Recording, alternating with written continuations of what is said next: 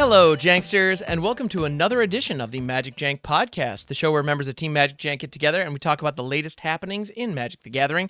And today we have a special episode because, as of this recording, only a couple of days ago, Final Fantasy has released on Magic the Gathering Arena, and as a result, I think we've all been playing a fair amount of Limited. And so we're doing the Limited episode. I know we're not waiting like 2 weeks before we actually get this. I'm excited. So we're diving on in. My name is Graham. I go by Hamhawks42 on the internet, and I'm joined by two lovely individuals. We have Damien F16 in the house. Hello, my friend. Hello. How are you? Doing well, man. How about you? Nice. Busy. Lots of Final Fantasy. I know we had some issues with the server the day it came out, which was unfortunate, but got a lot of our games in early access. We'll touch on that. But I'm extra excited today because I've never done a podcast with Headology before at all. Oh my goodness, we're breaking new ground today. That's incredible because it wouldn't be a Limited MagicJank podcast without, of course, the one and only HeadologyMagic. Hello, welcome. Yeah, there better not be two of me. That would be way too many. Possibly two. It would just be too awesome. We couldn't handle it, I know. But we're glad to have you, the one and only, in our presence today. So, Final Fantasy Limited. Yeah. Oh, so how are you doing? Before we get all formal. Well, I'm still recovering from a plague my nephew gave me. So germ farms. And the cough is just lingering, and I do apologize in advance for any of that. I'll try to mute beforehand, but sometimes it's just you can't see it coming. No worries. It's all good. Sorry, our editor is going to be slacking on the job on that one as per usual, but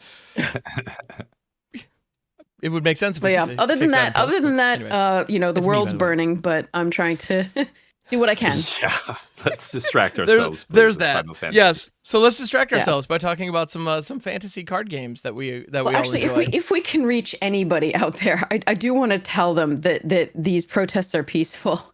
What you're seeing is not what's happening. For any large gathering of people, you may have one or two people who maybe throw a brick or burn something, but that's not the nature of how a protest is defined as violent or turns into a riot. This is not happening. People are dancing. People are showing off their culture. It's not actually, people are taking care of their neighbors. That's all. So they're exercising their constitutional rights. They're exercising their rights peacefully. That is what First democracy Amendment, is built on. Assemble peace. Yes, exactly. Right to assemble. Free my assembly. My favorite criticism this is just it's really important because there's 24/7 coverage on certain networks of one thing on fire, which may even have been set by agitators. So we just that's not what's happening to your research. Yep, sift through the chaff. That's absolutely. Right. And that is a worthwhile public service announcement that I can definitely get behind. Yeah. And that's what we're going to do today is sift through the chaff of Final Fantasy Limited. Ooh. There's not a ton of chaff, to be honest. Feels like a pretty powerful set to me, but anyway, I don't know if you wanted to say anything else, but let's that segue was gorgeous, man. I think we got to ride it if that's okay. Yeah. I want to know how have you been doing? I know for the early access, I was trying this ridiculous challenge and it did not go well. I tried initially seeing if aggro was viable. I think the first thing I want to do when I approach a new format is determine like which archetypes are viable, which are like actually at the top. TDM, like the last format, aggro was one of the best decks, right? Boros aggro, and then those kind of the decks built around the white-based aggro plan. But this format, I tried to force, blue-white and red-white, and sometimes it came together. We had a couple of 1/7-1 deck with red-white, but man, I feel like so many 4 toughness creatures, so many, cheap removal spells and other things that just like shut me down. Like it was really tough. So Headology, I'm curious, what do you feel like the archetypes are, and what are like the good ones in your opinion? I don't know. I kind of struggled a bit with that. That's a whole large question. I do think that some of what you're saying has some truth to it in terms of when you do approach a new format. It used to be the case that trying out aggro was the first one before people had settled into the format. Aggro was usually the way to go in terms of just a quick at your pre-release, right? Try an aggro deck, wreck the people. That often is the case for new formats. Is just people can't handle the aggro because they don't know how this decks are functioning and how best to build the most synergistic decks with colors that aren't geared toward aggro. So if you found that not to be the case for this one, It does stand to reason. This is a slightly longer game format. As according to the early numbers, again, the early numbers are based on a very small sample size comparatively, and so we do have to take these numbers with a grain of salt. If you found that aggro wasn't viable, it is in part likely because Boros is actually quite weak compared to the others, at least in the early stages. And so I do want to address that. There's a lot of other stuff to talk about as far as the archetypes. I want to actually address your question and like get back to you, and then keep going with your experiences on that. But yes, you are absolutely correct. Usually, if you want a really quick, tried and true strategy with any new format, aggro is the way to go. For this one to be different is interesting. There are some other formats for which that's been the case, where aggro isn't necessarily the strongest, but it does do well early in the format. And so we can see whether that's actually the case as it goes on, whether people find that there is an existing aggro deck. But yeah, I want to throw it back to you there, because we'll talk about all the archetypes coming up, but I don't want to take over. Well, no, you're right. And that's like, I think when we're talking about a new format, a good spot to wade in is kind of the speed of the format. It kind of gives you an idea of, which archetypes are viable. Like if it's a slower format, you're going to have a lot of, big late game stuff be better, ramps better, et cetera, et cetera. If it's a fast format with like aggressive mechanics like Toxic or Unearth or, whatever it is, you're going to have a much more aggressive format. So I think, looking for top down from the format, at first from this format, it's a slow format, which is great. I love slow formats. I think a lot of the high toughness creatures, a lot of the good removal and stuff, and a lot of the, mana fixing and things like that really incentivize you to build more mid-range and late game decks. At least that's what I've been having much more success with. So I kind of teed off there by talking about aggro, because that's what I started doing with that 24-hour stream, because I thought, okay, if aggro is good, and I'm trying to get as many wins as possible in as short as time as possible, I'm just going to force aggro, and that might actually do the thing. But man, it felt really tough to keep pushing through damage. And then, like, we can get down at the granular level and talk about specific cards that still, carried their weight in aggro. But like I said, it was pretty tough. I either had to, like, I think the only deck I did well with like Boros, like you mentioned, was, 4 Magitech infantry and 4, like, a ton of cheap, aggressive stuff. And a couple go wide cards, like the Aerith rescue mission into pump the team, that kind of a just steal the game, and Choco Mog, just pump the team, go wide. That was the only way I was doing it, because unless you're opening like bomb rares like Lightning or, one of these like red-white like Legends or something, then I found it really tough. So I like a slow format. To me, it seems like a slow format. So maybe we should wait in there. I don't know. What do you think from like the top down kind of? Am I right? Am I wrong? How slow do you think it is? And like, where do we go from there? I don't know. Well, I wanted to get Ham's. Did you try aggro, Ham? I have attempted aggro a couple of times, and funnily enough, so at this point, I have drafted, I don't know, 7-8 times. Which for me is a ton. So but I've only gotten one trophy deck so far. Handful of 6/3s, but my one trophy deck was a Selesnya. It was go wide with Snow, Choco Mogs, and Dion, the flip. That guy's a bomb. The flip dominant. That thing is amazing. So in that one situation, the stars kind of aligned, and it just hit, and I just was in the right seat, and I got lucky in that regard. But yeah, my experience has been that, like, unless you get a lot of the good white cards, it's tough to go aggressive. Meanwhile, I also love a slow format, but I love being assertive in a slow format. Like Golgari is one of my favorite places to be, and I gotta say, if it is pack 3 and I'm in Azorius and I open a diamond weapon, there is a non-zero chance I'm gonna pivot for it. Like, I don't even care. That's how much I love that card. That's not a good idea. Don't do that, everybody. But like, that's if there's a single card that encapsulates the way I like to draft, it is diamond weapon, and like that green big nonsense. This set is just. I feel like I'm eating pretty good on that front.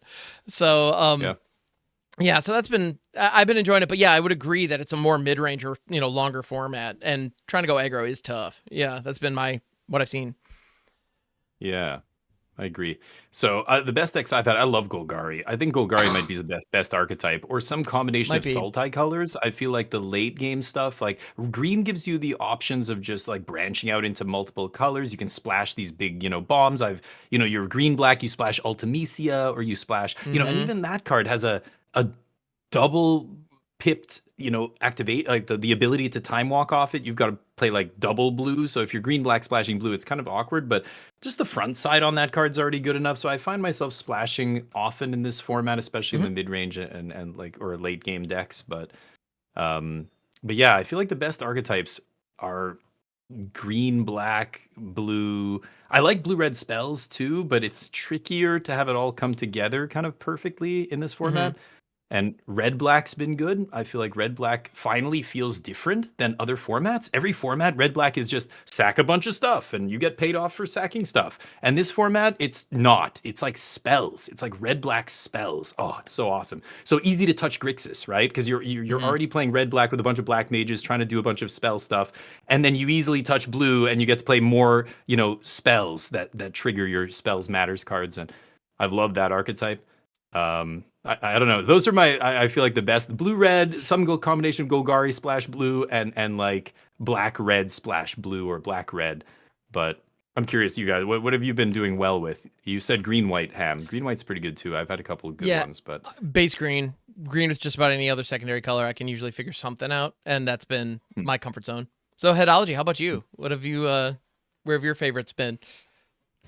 Well, I mean, just touching on what the archetypes are. Obviously, you can read about them online, but it is really Yeah. important to know what they're doing.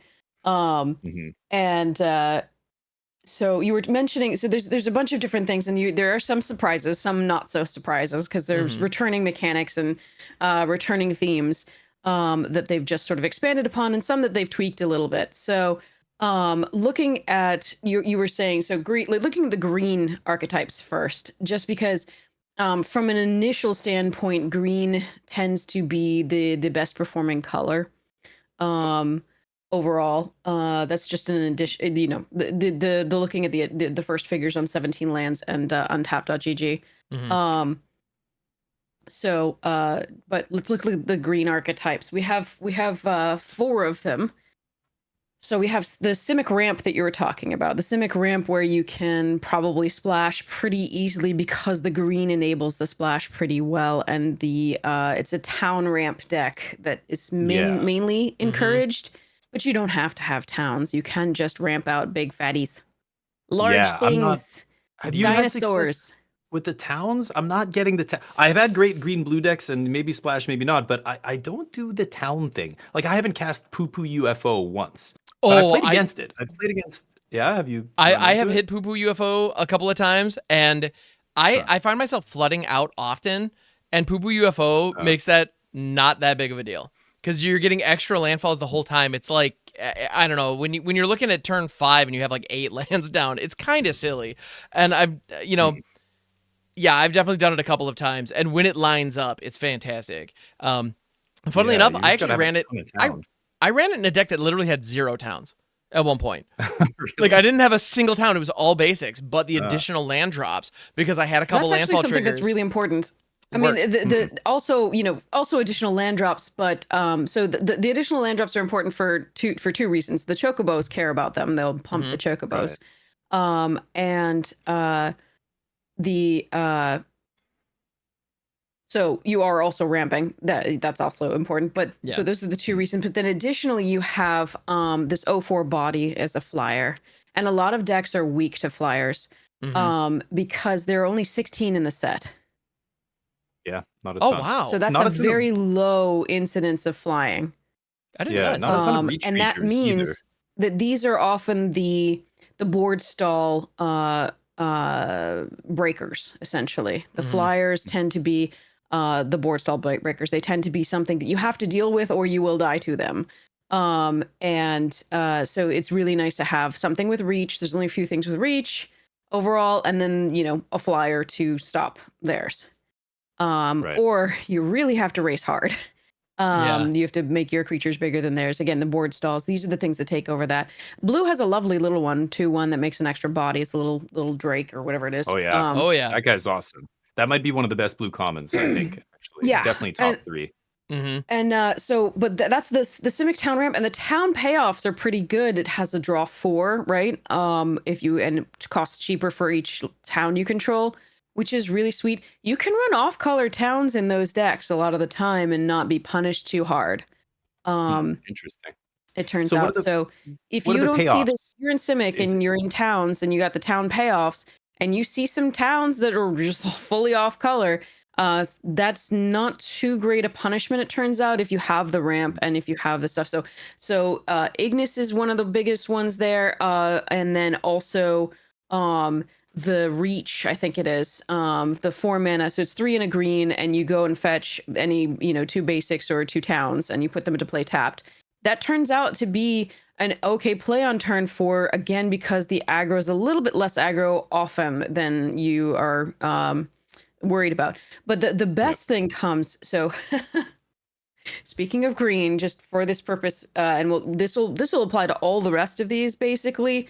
They're the 2 best uncommons, I think. I mean, there are really, really good uncommons, but the 2 best uncommons to see early are 2 wolves, Fenrir, and the little good boy. What's the 2-drop?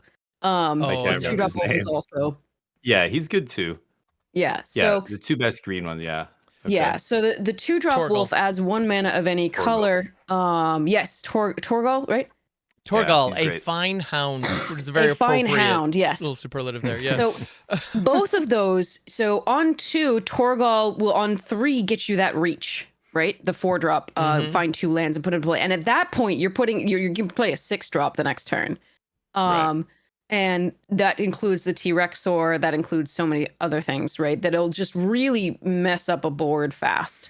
And so I did have a game where I went Torgal into Reach into T-Rexor or Malbor.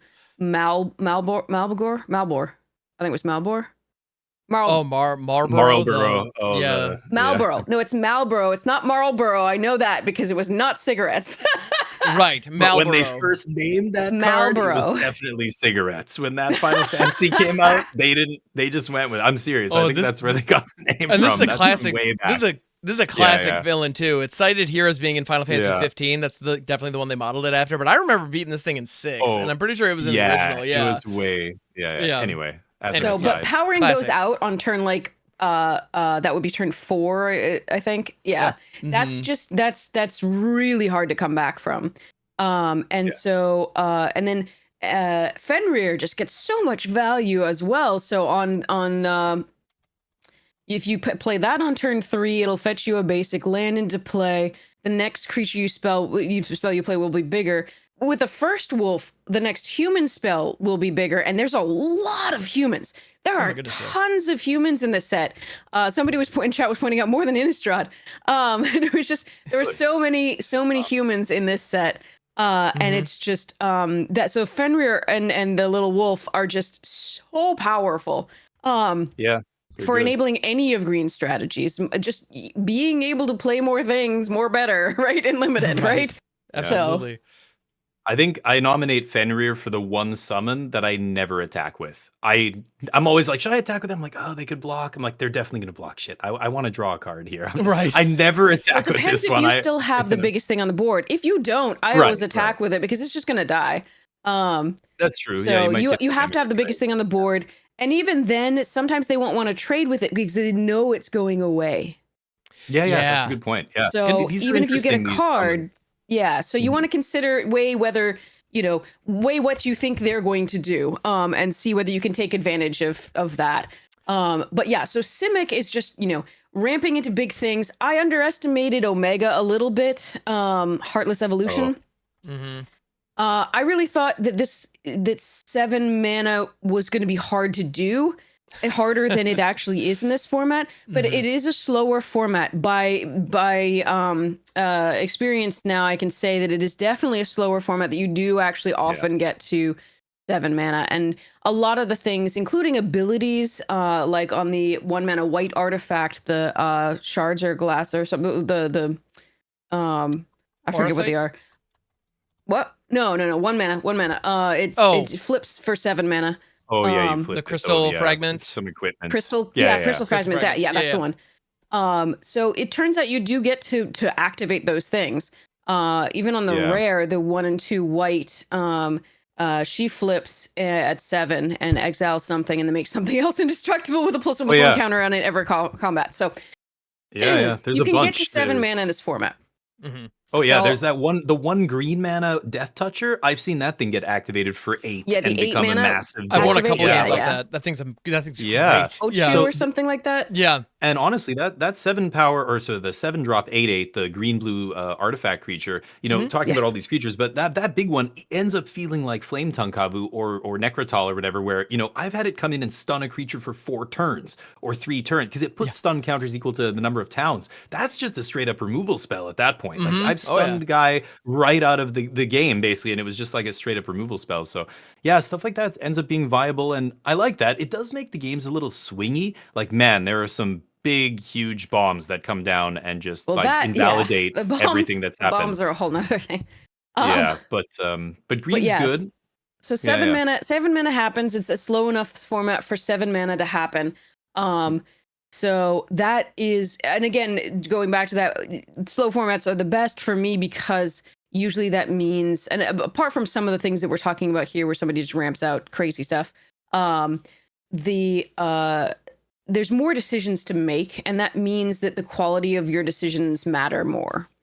So that can be, well, I mean, in a certain sense, there's another interpretation to, like, fewer decisions means you better make the right one or you're dead instantly. But more decisions means more chances to screw up or make the less the less advantageous one, so to speak. The one that'll get you less incremental advantage. So again, the more decisions like that, the more skill is rewarded. So and the less variance plays a role, in my opinion, and that's why I like longer games and formats. Same. So that's Simic. Now, if we look at another green format, we look at Gruul, right? Which is landfall aggro, they claim. Yeah, Gruul's been good for me. I like. It actually seems to be one of the weaker green archetypes overall. Huh. I wouldn't have guessed that. Yeah. In theory, you've got like Golgari, then Simic, then Selesnya, and then Gruul. I mean, you're right? basing As this far as off the green data. tiers. But this is just strictly going by the data on 17 lands so far, right? Is that This what you're is going looking on at? both untapped and 17 Untapped. lands. Okay. So yeah, it's still like early in the limited format. It's very still. early. We can't. Yeah. This is not Yeah. an advertisement for, like, don't go this. If the color is open in draft, sure. you're always going that color. Yes. And color pairs. This is not a prescription. It is information. I'm curious, what has your experience been? Not the data, but like, have you drafted red green yet? What do you think about it? I'm curious. I have definitely drafted red green. I needed cards to show up that didn't, for the Okay, so most part. That's not. Yeah, that guy's great. It requires. I'll go more specifics into, like, my experiences after we go through the generals. Oh, you just want to go through the? Okay, my bad. Okay, I want to cover that's all a the good one. archetypes. And you can talk about, like, each of your experiences too, because then I'll go into mine later, because mine tends to be a little bit more like, this is what I had fun with. Yeah, we need to put a pin in Gruul. We need to come back to this because I have thoughts and feelings. Yeah. Well, no. This is what we're doing, is going to Gruul, and I want both of your things. So basically, Go ahead, Gruul Dan. looks at creatures with landfall abilities, creatures that ping your opponents when a land comes into play. Things that get back sagas at uncommon Rydia, right? Or Rydia. I'm so sorry if I'm mispronouncing any of this. I never played the Final Fantasy games. I plan to. But it allows you to bring back sagas, which is really sweet. So it is a huge source of card advantage, because especially when you play a land, you can discard a saga and then still get that value back by replaying it. So this is a very powerful card. I can't wait to put it in my my Tom Bombadil Commander deck. There's some really good cards in here for Commander. But she's just a value engine if you pick up a bunch of sagas. So that's really, really cool. And if you can Fenrir with her, yay! And if you can get rares with her, yay! But there's a lot of value to be had from her. So despite her little diminutive body, 1/2, she is worth a pickup. And Gladiolus that you had up on the screen there, that one is a very nice finisher. If it doesn't show up, like it doesn't show up for me, then sadness. But I've definitely scooped this guy up before. One of the most powerful things you can goodness. do in this is the chocobo, mountain chocobo thing. Because that gets you that's card advantage because it's a 2-for-1. There aren't, so in Dragons of Tarkir, there were so very many 2-for-1s. This has fewer of them, which makes them a lot more, and the fact that it's a longer game makes them that much more important. So this has way fewer than Tarkir Dragonstorm did. So I think, hold on, let me see if I have a number for you. Yeah, I've been very impressed with Call the Mountain Chocobo, not just in red-green, but in red-blue, in red-black, in basically every red deck. Like, I love that Call the Mountain Chocobo not only gives you that 2-for-1 you're talking about, but it also enables itself. Because by playing it on 4, it gets you that land drop for 5, and then you're just 1 away from flashing it back, which is a huge deal. Not to mention the fact that it's a 4-mana non-creature spell that also puts a creature on the battlefield, so it satisfies all the things in blue-red and blue-black that care about non-creature spells, and then you still get to affect the board. Like, that's huge. This card's been awesome for me in basically every wonderful. red deck. Yeah, don't sleep on this card. It's a good one. For enabling so many things and just being a 2-for-1. So here are the numbers. There are 32 2-for-1s in Final Fantasy. So basically cards that are worth more than 1 card. By comparison, Tarkir Dragonstorm had 95. Really?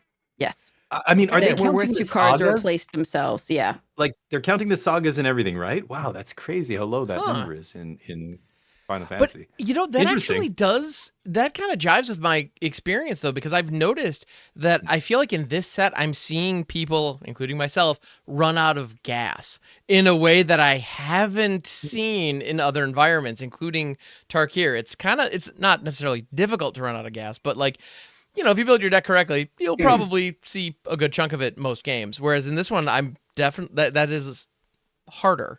So that tracks. I believe that. Yeah, maybe. Yeah. So I mean, so you're looking for things that can really sort of extend the game and or be card advantage. Where every archetype has at least few cards that that will win the game very late at uncommon. And so and then the rares and mythics do tend to spell kind of the end of the game if you don't answer them, meaning removal is at a premium. So what this means is that you need to have an answer for early cards to some degree, definitely, but you absolutely must have an answer for later cards. So that diamond, that has to die, right? That freaking diamond. Oh my God, I was so upset. That thing is not okay.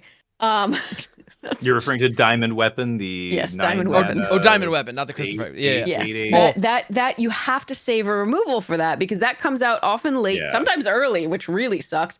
But it's huge. You're not killing it with damage, but it is an artifact, and so Suplex at least will still take care of it. But you need to make sure that when you get to late game, you have removal for the late game spells, right? So you need to prioritize removal. Including unconditional removal. And to some degree, artifact removal is very, very important. So the Broken Wings type effect in this one, which is actually so good because you can cycle it if it's not useful. Yeah, cycling. So it gets rid of an artifact, enchantment, or creature with flying. Again, because flying is rarer, those creatures are more powerful because you won't necessarily have answers for them, and this is one of them. So again, this will answer Diamond Weapon, this will answer the flyers. So it's actually a very good card in this, especially because it has cycling. That was one of the biggest things about like Ether Drift, I want to say. Yeah. What was The it green called? one. You're talking about the two No, the mana one set. that The was like, set. oh, the set with Aether Drift. Yeah. Aether Yeah. Drift. Yeah. Okay. So one of the worst things about Aether Drift is that there was a Broken Wings card in it, and it was the best card in your deck against almost everything. Almost everything. But then there was one deck, I think it was red green, for example, that didn't necessarily have to use artifacts at all. And some of the black decks that didn't have to use artifacts at all. And then it became a dead card in your hand. And this card has cycling, so that never happens. So it made me so happy that they put this, because I need it in best of one. It's really important against those diamond weapons. Well, and this thing, I mean, this kind of effect is so good in this environment. Enchantments and, I mean, artifacts are everywhere. Like, to the point where, I don't know about you guys, but I'm drafting Nature's Claim often and just throwing it in the main deck. Like, that totally works. Nature's Claim is useful in two ways, right? Nature's Claim can save you, like, so there's, because it's such a long format, there are times when somebody gears up for the big swing and you can kill your own artifact that's blocking and gain that 4 life and do the swing back. True. It's just, it's a really nice navigational spell. So not only is it good, early removal for an artifact that you're having trouble dealing with, or late removal for a big diamond weapon, but it can also change the tempo of a game. So it's very useful to remember that second, the usage of on yourself. I can appreciate that. Well, but at the end of the day, you're never hurting for targets. That's, there's always something interesting. I found my experience to be slightly different. I think I agree with you guys. I like the 3 mana one because it's got the cycling out, and I think that's why it makes it obviously better than Nature's Claim. But in my experience, a lot of the artifacts in this set come attached with a body. And killing the artifact doesn't kill the other piece of paper that they're getting off all the job select artifacts, the sagas that ETB and immediately do something, and then you kill them and you're like, but they already like got the card or did the thing, and it's like, some of them you have to kill, like Cerberus comes down and it's like, okay, I have to kill this or I'm gonna lose the game to this card. But some of the other stuff that comes down and already gets them some card advantage or does the thing, you feel worse about spending a card on to kill one of their cards that already got them value. I found I kept running into that kind of situation when I would play these cards, and it was frustrating. But that one you have to remember what your plan is for the late game. So the thing is, those equipment, yes, they have an egregiously high re-equip cost, many of them, but that equipment is for the late game. It sits around and makes anything else a threat. And so you're getting that late game value out of removing that artifact. And that is actually really nice. So it's not as, so things come down, they get a little bit of value, but you have to remember they expended mana on that bit of value, right? And the Nature's Claim is only 1 mana for you. It's 1 mana on the cost of the card, but their card was 5 mana to tap something down, for example, Shiva, right? And so you are getting, while they had a really good card, right, you are getting value off of the exchange. A mana advantage. And so it's really important to remember that that's interplay there. And it does feel bad, of course, that the sagas are a little bit of a 2-for-1, but it's the way that the cards are designed, and you do have to remove it. And frankly, taking care of a 4/5 body at the same time seems fine. For 1 mana. Not all the targets are created equally, and to Damien's point though, if you're sitting with an airship if you're sitting with an airship crash in your hand and your opponent has a board of like 2-drop job select equipment, it's like, well, it lines up pretty poorly. I get that. But that's why the cycling is great, and that's why you the cycling is very, very good. Exactly. So looking at Gruul, again, the ability to play multiple lands, really good. Same thing, it's fighting over some of the similar cards that Selesnya is. Sorry, the Simic is. It wants to play lands as well. It has landfall triggers. Selesnya's ramping, but the cards that the Selesnya player is taking are not Selesnya. Sorry, the cards the Simic player is taking are often the same cards that Gruul is taking, except that the Gruul cards have a little bit of red in them. But you're fighting over the green cards the same way. And so those two strategies conflict. The Reach the Horizon, both decks want that really badly. And both decks want the 2 wolves.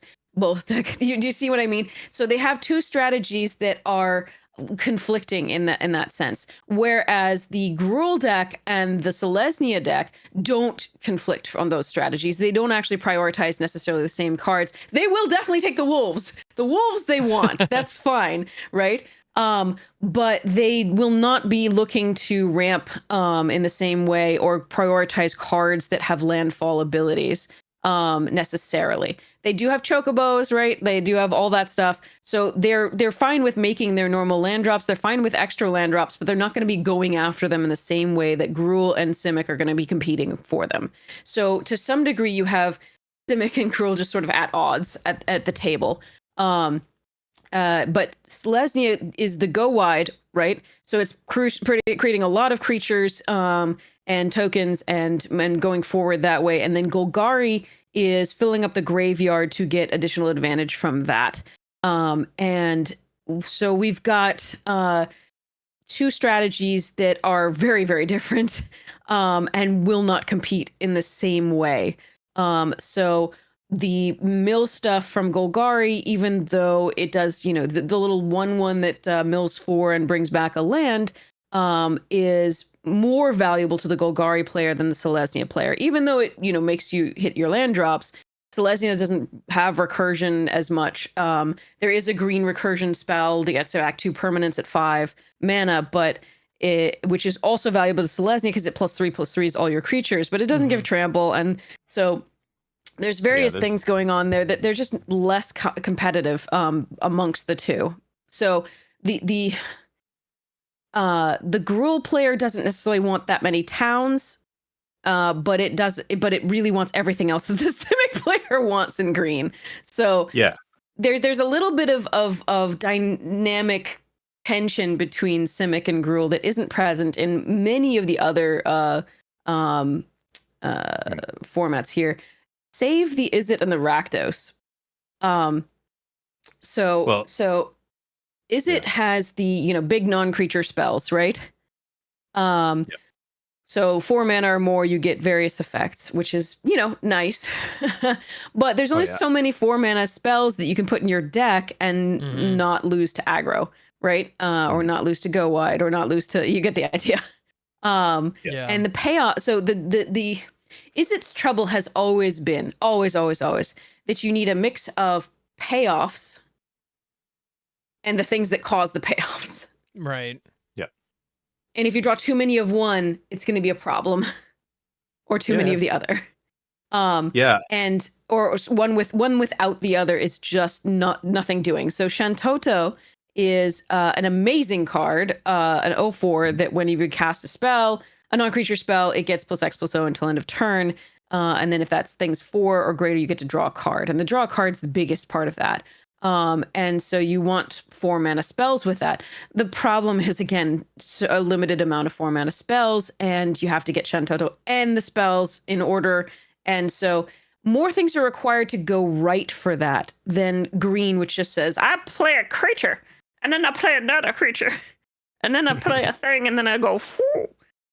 So there's just nothing. You don't have to jump through hoops to do a lot of what green wants to do. And so in the past few sets, it's been very interesting to see how green has been quite powerful overall in terms of various things that it's doing and what it combines to do. So Izzet has been weak in a lot of the sets recently. And this is not really different. If you get the pieces, this is great. If you get the draw, this is great. But you have to get the draw too. You have to actually get the draw in sequence. I feel like it's similar to green decks. I feel like suffer from the same kind of issue, though. I mean, you could draw all ramp and nothing to ramp into, or you could start with your hand of 7 drops, diamond weapons, and all this crap, and you're like, I have no ramp. Okay, I have to mulligan this. Or you top deck that 2 mana Gubu, whatever it's called, 1/3 that taps for green on turn 9, and you're like, okay.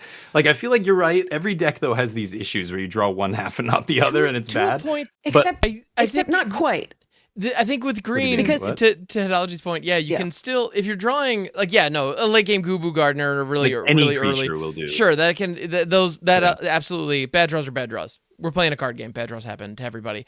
But at the end of the day, if your deck is full of Gigantode, you know, like Shantoto, you need a specific time and a place, and it needs to line up. If you got a Toad, Right. it's like when I got 4 at any point in the game, if I got 4 mana, this thing's gonna be fine, and I'm gonna be able to do something with it. I can work in some way with it. Whereas like with Shantoto, if it's late and I don't have anything in hand, or I draw 3 lands in a row, it's like, well, I guess I have an 0-4. Like there's no good attack or block or nothing. You know, you got nothing to work with. She blocks well, but Well, you're right. perhaps, The upside is higher on Shantoto, right? Like if she does the thing, it's way more powerful than the green card doing the thing, like a frog or whatever, right? Yeah. Frog's better on rate, like just for 4 mana. But yeah, the blue-red spells deck, what I found, you're right, it does take a little bit more finessing to have it be a solid deck. But I think a couple things it has going for it in this set, because you're right, previously it's tough. It's very tough to get this archetype to work, and it's in every limited environment, it's blue-red spells every single time, right? Yep. And a lot of times it's not great. Sometimes it's the best archetype in the format. But I think a lot of it depends on how many blue drafters are at the table, blue-red drafters. If there's like 3, then you're all not going to have great decks. But if you're like the only one, and a lot of people pass the 2 mana uncommon is incredible in that format. Like you're talking about the wolf in green, blue-red has Emperor, the same card. Yeah, excellent. So no, but those are good cards. But obviously, anytime you have 3 drafters at the table in a color pair, you're effed. It's tricky. But so the thing about the ramp not needing quite the same. So the thing about limited is almost never with cube. Maybe you'll get all ramp and no pamp, right? But with limited, you're almost always gonna have something to play, and a lot of the things that ramp in this case are bodies already, and so it buys you the time that you need to find actual substance. Whereas with the is it stuff, you're just gonna get overwhelmed really quickly if you don't get one or the other of the two. So I think one of the most important cards, and one of the cards that's given me a lot of success in my blue-red decks, is Sahagin, the 2 mana 1/3. That card, at first, in early access, I was passing. I was constantly seeing it come around 14th pick, 13th, 15th pick, like at the end of the pack. And by the end of that 24-hour stream, I was picking it highly, and I was seeing other people pick it highly, and I was like, holy like this card is actually really good. Not only is it an important early game play, but this literally wins the game so quickly in the late game once you start. And that's why I think blue-red spells, what I was going to say before, I think this format is different because I think it has the tools to stave off aggro early. It's got a bunch of high toughness. It's got a 1/3 for 2. It's got a 1/4 for 2, the artifact creature. It's got, the 3 mana mystic whatever guy who makes a black mage. So you're able to stave off. I found this guy was the key piece though. He's so good. And then later, great. I'm not saying that this is bad. I'm not saying that's a bad archetype. What I am saying is it requires more to go right than the others. So it is respectively a deck that will not perform as well for that reason. I agree. So it just requires more things to align than a lot of the other decks will do. And again, you get the pieces, this deck is going to go off. I have definitely died to Sahagin. It's a great card. And again, the other stuff is a whole hell of a lot of value. The question is, right, is it more consistent? And I don't think it's quite as consistent. And so, it's lovely. And I do like the fact, of course, that they made 4 mana cards that create creatures. That is key. That's really key. We've got the equipment. We've got the, things that make 3/3 artifacts. We've got all the things to try to enable this. And that's really good. So I think they made it much more consistent than spells decks have been in the past sometimes. That's what I mean. Again, and draw effects to draw into further things, but mainly the flashback is an additional card, right? That can trigger twice. So is there, but Rakdos again also wants spells, and it doesn't mind getting 4 mana spells either, because it doesn't care what spells they are. They just have to be non-creature. And Rakdos is going to be competing in red for some of the same things that is going to be competing for. And Rakdos is a burn deck at this point. It is, I think, actually that Rakdos is the closest thing to aggro, along with kind of Selesnya, that you get in this format. The burn decks have staying power, even beyond. They can do mid-rangey a little bit too, and they're a little slower than most. Rakdos is considered like most Rakdos formats are usually a lot faster than this. But the key is that the damage isn't something that's being done on the ground or and not to a combat certain degree based. in the air. It's just being Yeah. done no matter what. So Yeah. it is Gives them unconditional reach. damage. So it is pretty Yeah. sweet.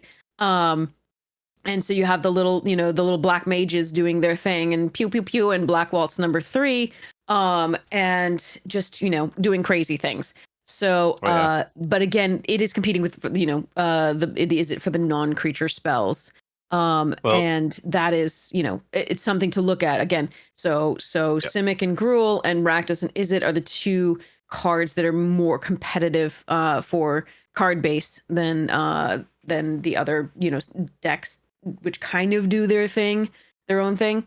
You've Yeah, I got like Boros and Rakdos. Orzhov a little bit, which we'll talk about in a second. But Yeah. those are the two that I think most are kind of clashing. So we have Yeah. Dimir Control. Dimir is just kind of like the kitchen sink for this thing. Yeah. I have no synergy in my Dimir decks. It's just blue-black control is what I'm playing, basically. Yes. Just good removal, some card draw, some Yep. early defensive creatures, maybe a big finisher. But yeah, it's a weird deck. And Ultimisia is a nice large part of that, the success of that deck. It's a Yep. good card. Yeah, she's great.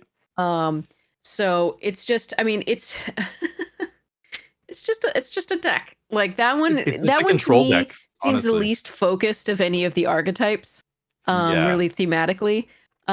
So, but it's it's a deck. I think it works. For me, it's between this and white-black. White-black is another deck that just feels like a bunch of random stuff that I don't know. Is there White-black has life the gain sacrifice synergy? Is there... synergies. I haven't That seen one, it come together. I haven't it's seen kind anybody of do it. an aristocrats deck to some degree. Really? It's got it's got the like we sack, we do. It's not so much do damage, but we get bigger, better, faster, stronger. There's the train. Sometimes The we do damage. train, that's the big sack outlet. That train, the 4-mana artifact, that thing has been impressive. I've seen that do crazy Phantom things. Train or whatever it is. Is it a Yeah. Phantom yeah, Train, yeah, yeah. Phantom Train. Yep. That's a the fun gross one. But again, but- the judge, whatever his name is, he is the one that will Right. benefit from things sacrificing, I don't know. and being sacrificed. So Judge Magister Gabranth. Oh, this guy. I've never seen this guy do anything in limited. I don't think I've ever seen this cast against me so far. I've seen I it don't know. twice only and been I playing got for a little while, absolutely so we'll see more of bodied. these going as it is. But Interesting. but yeah. Okay. Now, okay, so me getting bodied by this isn't necessarily an indicator. I am quite terrible at limited. So like, No, but it's not even. but no, yeah, but no, I think, don't mean anything. honestly. I think if you're no, but if you're gonna make an Orzhov deck, you need this one card. Like as far as I can tell, like if you don't have this one or Sephiroth, like if you didn't get either of those, like the 3-mana uncommon don't is know. good. The 2/4 that makes a dog, like he's fine. But okay, I don't know. What did this pay out? So we got Ahriman sacks. I think the train is the best thing, and then you've got a 3-mana Zulu or Zulaport cutthroat type effect, like a Blood Artist effect. I can't remember the guy's name. 3-mana 2/3 that stuff dies, you drain. yeah. So that's kind of your payoff, right? But I don't know. I see this guy go like 13th pick, 14th pick a lot of times too. He's like super late in the draft. I feel like white-black is the deck I see the least. I don't know. Maybe it's just me. I don't It's think weird. folks It's a want to small commit to sample it. size. I think is part of Maybe. is part of the fear because getting it to come together is tricky. And I know I'm not Yeah. high picking this guy if I can help it. Yeah. It's Yeah, well, interesting. I I mean- find. Oh no, sorry. I was just gonna say, I just find I rarely see it, and I rarely see drafts where I want to go into it. Like I'm either heavy black or heavy white, and then maybe I open a good gold card and I get pulled in. But it's never like I'm building around this mechanic of either sacrificing or life gain. Is Right. there like a life gain synergy thing? I don't even know. I think there is some small thing going on, but I could be wrong. So I don't know. What are your? Have you seen differently? I don't know. This might be again small sample size. So. I think it's mostly small sample size. I think we'll see Okay. people do this. I do think that, of course, this one is another one that requires some things to go right. You have to have the things that pay off, and then sacrificing is, a cost, right? So you have to be careful about navigating where and when you do that, and so it is a more challenging deck to play. And it is, if it's open, it's there, and you can definitely make a deck out of it and keep going. It has powerful removal access in both colors. And so sometimes it won't need to have all the synergies. It will just need to have some bodies, some removal and go.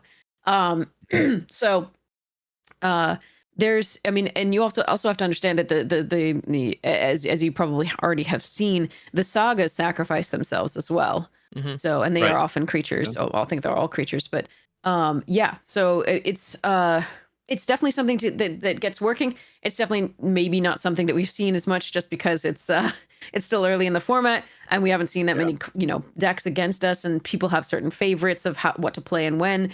But there's a lot out there that may have started off as a white deck, or and then transfers into black, but didn't pick up the signpost uncommons. It depends. But again, this one it requires a lot more of the resource management to play well. And so it is more challenging. A lot of people will stay away from it for that reason. They'll just be like, I want to play things, and don't sacrifice stuff. Right. So Interesting. The Azorius deck, which is the only one we haven't covered yet, that one that one's pretty sweet. It's the artifact deck, basically. And it is gonna reward you for playing as many artifacts as possible, and actually has access to a flyer, Gallicat, which is super fun. That is a 3/3 vigilance, as long as you have 2 or more artifacts, and getting 2 or more artifacts is really easy in this set. And so oftentimes the flyer will make the difference, even though it's a little common. And you just get there, even though it's not an artifact itself. The Sid you were pulling up is really a lovely enabler for that deck. It is very, very good. That card is gross one. It's silly. It won't pump your Gallicat, but it will be doing all sorts of other things. And you can have as many of them in your deck as you open, and you can cycle them for value as well. Notably, also one of the better cards in all of the. Well, we didn't really touch on Boros that much, but one of the better equipment, card adjacent, equipment adjacent cards is the weapons. The 4 mana. 3 and a white. Dealer Draws a card, and then weapon dealer, weapon vendor. Weapon vendor. Okay, weapon vendor, and it draws a card when it enters the battlefield, no matter what. So you pay 4 mana to draw a card for a 2/2, which we've seen in the past. We've seen various things like that. The search party captain from like Midnight Hunt and so on and so forth. But the cool thing about this is you can pay 1 to equip something, move an equipment over, and that is actually a really valuable effect. So powerful. This thing is so nice in any decks that you're running with white and artifacts. And most of the time you will be running artifacts. So equipment in particular, because the white mage's little staff or whatever it is very important for early game and so on. Yeah, I want to extend that out and just say, like, every single job select artifact is not only playable, it's quite good. And you should be playing basically every single one. The White Mage's Staff is good. The 3/2 with Hexproof 1 or Ward 1 is good.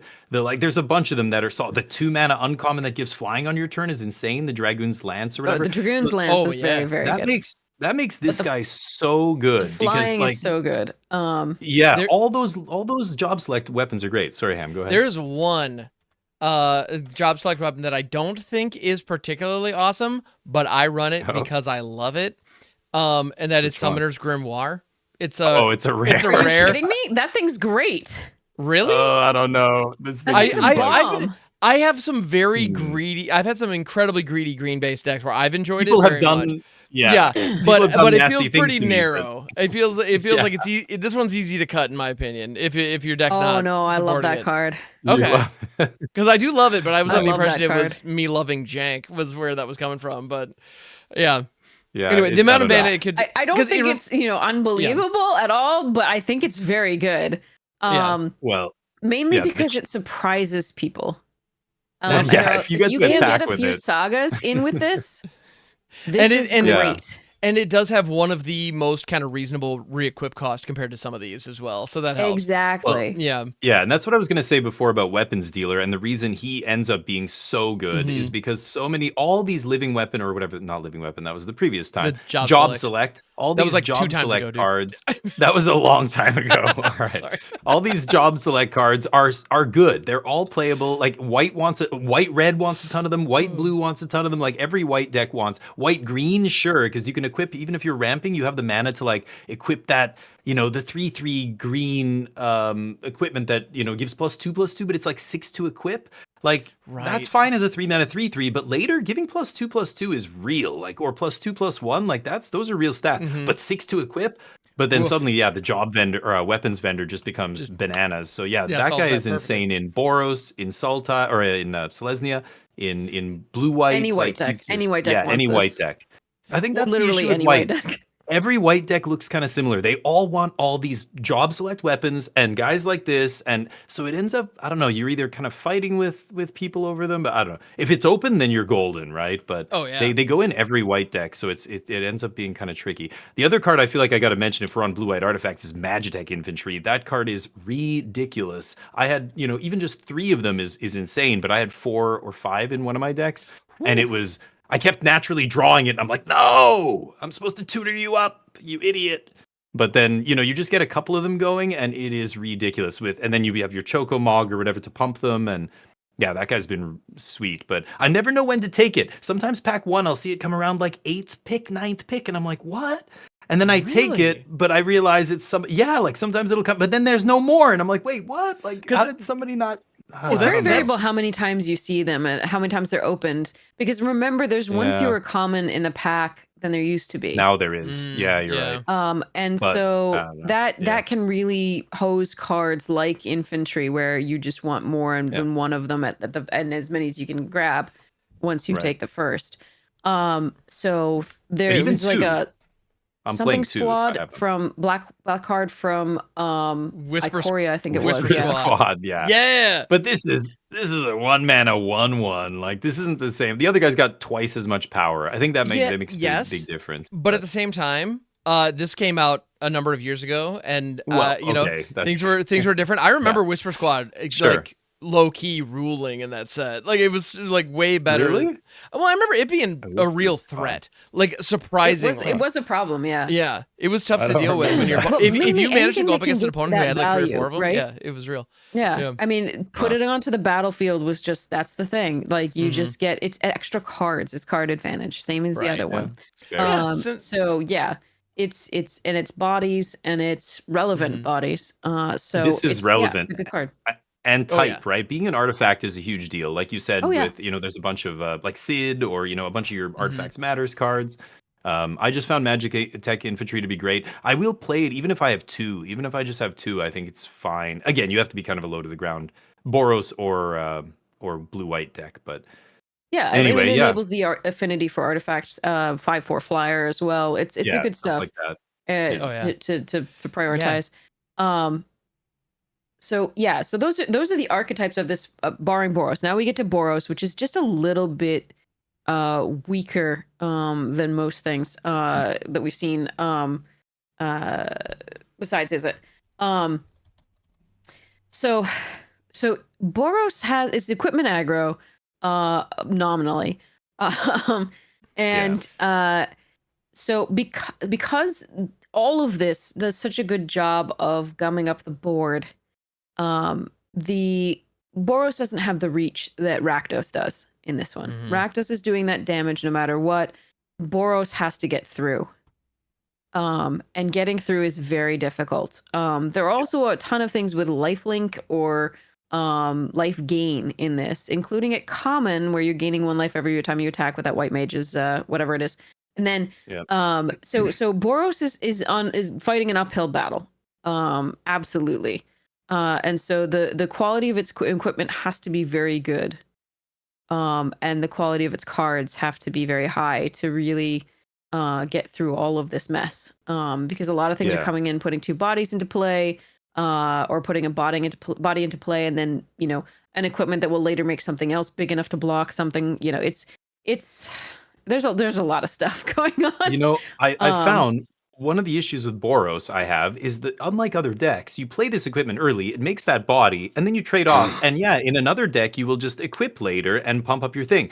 But in an aggro deck, like ideally, I want to be playing 16 land. Ideally, I never want to be getting 6 or 7 lands into play. I'm never going to pay 6 to equip or 5 to equip something. I want to use either that weapon vendor or bust. You know, so you've got these weird like 7 mana white uncommon that makes 4/1/1s, and then all your stuff gets pumped. And it's like, is this an aggro card? Like, it feels like it should go in this go wide Yeah. deck or this aggro deck, but it's 7 mana. I don't want to Yes. put this card in my deck. Right. Just like a Yes. lot of these equip costs, like the equipment's good in Boros, but then if you don't have weapons vendor, it's just too much. You can't spend your whole Yeah. turn That's why equipping the one weapons dude, vendor is you one know? of your most important cards Yeah. if you're in Boris. It is one of your absolute most important cards.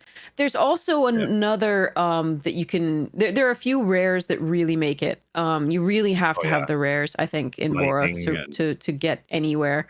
yeah. Or you have to really prioritize the 4-drop that pings for each, when it attacks, pings for each equipped creature. Um, Yeah. and Or the go problem wide with that fast. one is you have to be able to protect it on the attack. Right. So it wants to also be equipped. So there, and you kind of want to Tron it up, but that doesn't.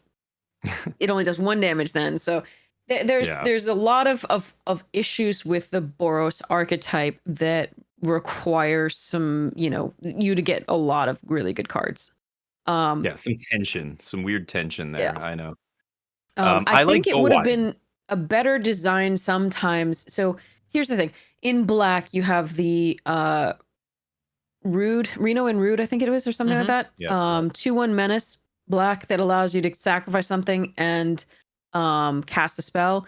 And I know that's meant for like that looks like it for some reason. It looks like it's meant for like the Orzhov deck, right?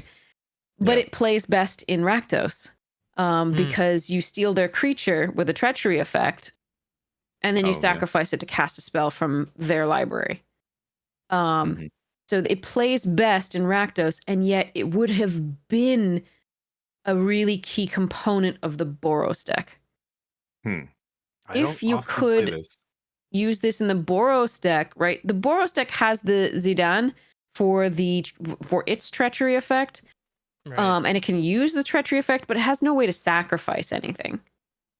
Yeah, I find myself rarely playing that 2-drop, even in Rakdos, because I find the issue with that, guys, you have to pay the mana. So if you threaten effect and then you hit with the Reno and Rude, you can sacking the other creature is great. I mean, if you can threaten and sack, that's already That's great. what I did. But then It's fun. you've spent the mana, and now you don't have mana because you got to pay the mana for the card off the top of their deck. Unlike You a lot of don't. those So things, you're not. So this one is yeah. hitting early with menace and just exiling a card from the top of their library. Right? You're not Later casting on, it. this is Yeah, what happens. You can still cast the card usually, and that's fair. or it's like a land or Hmm, a cheap spell. You're fine with that. Um, interesting. but it's still just a value card. So but I really think that like since non-creature spells are Rakdos's things, right? And Golgari doesn't really care about this, right? Right. As except Yeah. to No. like get some value maybe later. And Yeah. Orzhov, can sacrifice, and that's fine. And so it's fine with this. Boros is where it really should have been. It should have been a red card. Yeah. Yeah. And then the treachery effect would have been good in Boros because Boros really needs that treachery effect to be good. And it And just already an has another aggressive. one in the form of the Zidane. And it just, Boros has no way to sacrifice really. I mean, it actually And has one way. It has an uncommon that says, it's a 1 and a red that says it deals damage to any target equal to its power and then to itself. oh, the Which is self-destruct. not really Yeah. a sacrifice, but as long as you take something with greater power than its toughness, Yeah. you can do self-destruct to do that. But again, I feel like that one, that's the only card where I was just sort of like, okay, it's real. It does really good things in black red, but it's not really doing what black red wants to do. It does do Yeah. what Orzhov wants to do, but you don't have a threaten effect in Orzhov. So Yeah. I feel like it should have been in Boros is my only thing. That's Oh, the thing. And they could have used Just a for 2/1 not menace for for like 2. flavor, obviously from like Final Fantasy, I'm sure they designed it perfectly for that. But Yeah. just in terms of gameplay, I think Boros needed a card like this. I that agree. would give you a sacrifice outlet. I mean, So I want to yeah. say the last thing I want to talk about for me with these white decks, like whether it's Boros or white green, white blue to a lesser extent, but most of my successful white decks have been go wide. Whether it's Boros or whether it's Selesnya, it's go wide. So it's either Magic Infantry or cheap creatures into Aerith Rescue Mission, which we haven't mentioned yet, but I Ooh. found that was a key piece of my decks that are playing aggressive white decks and trying to kill you with damage through combat. Like you said, you don't have the reach that black red does or blue red or what have you. Cards like this or Choco Mog is another big deal in those decks. It was just, play 1-drop into 2-drop into maybe this and then Choco Mog, or into Choco Mog into this. Choco Mog stays on the battlefield, trigger, and you just keep swinging with this big wide board. And I found that was the way I was winning most of my games with white. Whether it was white green or white red, it was go wide and then overrun with there's a white instant that pumps the team +2/+0 with flashback. Yeah. There's this. There's, even if you're in white green, you have the 5-mana sorcery that +2s. But I don't know what your guys The rescue decks mission, look I've like. actually won more games by tapping down 3 creatures in any Right, you have kind that of mode. That Yeah, that's that also huge modality is too, right? great though. But if you're Yeah. hitting turn 4 and you need Yeah. to establish, it can help you with that. I love how it's flexible. But you're right. If you top deck it Yeah. late, just tapping some things down and squeezing in lethal is Yeah, perfect. it's Yeah. very good. And it Mhm. goes around late. I see it getting past still like plus pick 10, like pick 10 to 13. And I'm like, wow, I think this is one of the more important cards in the white deck. We talked about Weapon Vendor. I think this is another one. Choco Mog is the other one that I meant we just found up on My the screen for a goodness. second. Yeah. It is awesome in the aggro decks, like in white green curving into this, or white red, even white blue. White blue again is the least like go wide of the white decks, but Yeah. but I found this card to be awesome as well. And Well, again, your opponents can and- point removal at it, but you already got a big swing in, and it still feels like it's And playing I against find it best is in the so green frustrating. white mechanic. yeah. Yeah. Because the Playing green white against wants to go bad. Wide. Oh, Yeah. absolutely. But yeah, when you go up against it, it's like, do I aim my suplex at this? It's like, well, it's going to be gone in 2 turns. 2 turns. Yeah. Yeah. That's always the weird dynamic in this set. Do I kill this thing? It's gonna attack. It's gonna draw a card, but then, Right. Like, oh, I'm well, losing a all card right. if I kill it. Like, Yeah. what's the difference? And Well, I that's the like other that. thing. I think that's really Yeah, fun. Yeah. that's the other thing is this card. The sagas go away, so they're actually a loss of a card at one point, and you have to be careful about that.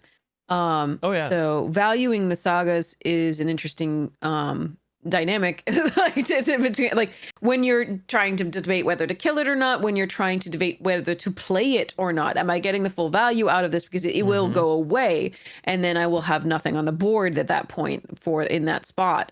And so I'm down a card essentially at that point. So the again, getting the value off of it is really nice, but like, do you play this card on turn 3 with an empty board is a big question. Well, yeah, you have to build your Yeah. deck to take advantage of these kind of effects. So obviously, Certainly, you but have even to if you do, if that draw happens and you get it on 3, do you play it is the question. And I don't. oftentimes you're going to have to, well, no, you actually, oftentimes you're going to have to sacrifice a little bit of value to make sure that you don't die early so you can play that late game. Yeah, depending no, on that's matchup, true. sure. Sometimes you have to And play it. so it's really important to understand that the trade-offs that you're going to have, and you're going to lose it there, but you might actually have to play this on 3 and understand that based on how you built your deck or whatever it is, or based on how the game is going so far, you have to sacrifice some value. Value isn't as important as winning the game.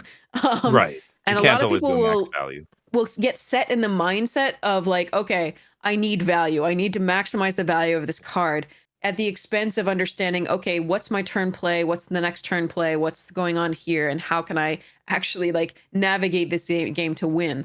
It's constantly the war I'm waging in my head every time I right. play Magic. I want to get max value every time, and there's a Of little voice course. going, "No, you idiot! Play the 3. Don't worry about drawing the card." Yeah. You were talking about Fenrir. We all Fenrir's the suffer worst from for that. that. I never attack with Fenrir. Screw that. I'll find a way to draw a card. I'll pump on upkeep. I'll draw a card. I Yeah, don't know. that's the thing. Yeah, we're all guilty of the value seeking at some Sure, points of where course. we would have just won had we just done Gotta the rein it thing. in. Yes, it was less value, but done the thing. Yep. So Rein it in. but this is a nice set for the negotiation of that value, because do you hold a land, right, to pump your chocobos, or do you play it out in case you draw your 6-drop? There's a Right. lot of things that I really love the depth of the design on this set. and the mechanics, because there's so many good decisions to make, to make. Decision points are key in this, and you really do need to interrogate, the value that you're getting, respective to, the board state and what's going on. So it's very, very interesting to me in that set, in that way. And I would love to play with the uncommons and commons forever. But now let's talk about those rares you were mentioning. Yeah. Oh yeah. Well, okay. Let me ask you guys one quick thing. Why don't I want to touch on the rares, but since we're doing it, like there's a cycle of different cards. Like for example, at rare, we've got the crystal cycle, right? Now I know Yeah. not all of these are equal, but I have had very little success with any of them. In fact, the only ones I would even consider playing are the green one and maybe the black one. But even those, my opponents have played them and they lost. Like they've never done the thing. They're just too expensive to activate. Have you guys been able to do something with that rare cycle of crystals? Any of So, them? Do any of so them? I've Yeah. done with the darkness crystal. I've had some success. The black one, yeah. And I also the black one, and I also brought the fire crystal up on screen because I do want to talk about one element that's really important with the saga creatures is haste. If you can have those saga creatures get haste and be able to attack that first turn, it is Good point. significantly more value, because like when you look at those saga creatures, most of them that only have 3 chapters only get to actually swing once. And that's a huge, like something like Titan looks insane. It's like, oh, it's a 7/7 for 5. It's like, well, yeah, it's a 7/7 blocker for 5, basically. And like, that's still good, but anyway, but being able to give them haste all of a sudden, that, that helps a lot. And I feel like the fire crystal is pretty good. Darkness crystal, I had some phenomenal success with this once. I had a deck that was it wasn't quite mono black, but it was darn close. And I put it in one situation. I had an opponent who did not understand how it worked and attacked into it, and I was able to take advantage. That was me getting lucky. If they had actually read the card, there's no way that would have happened. And so that isn't necessarily an indicator that the card is worth it. Well, because I heard if some some things discussion can online. die, and if some things can die and you can get the life, then it can be worthwhile, especially because then you have the option of being able to cast them out, because that's basically drawing cards at that point. And you're denying your opponent's graveyard, which is not likely relevant, but you never know.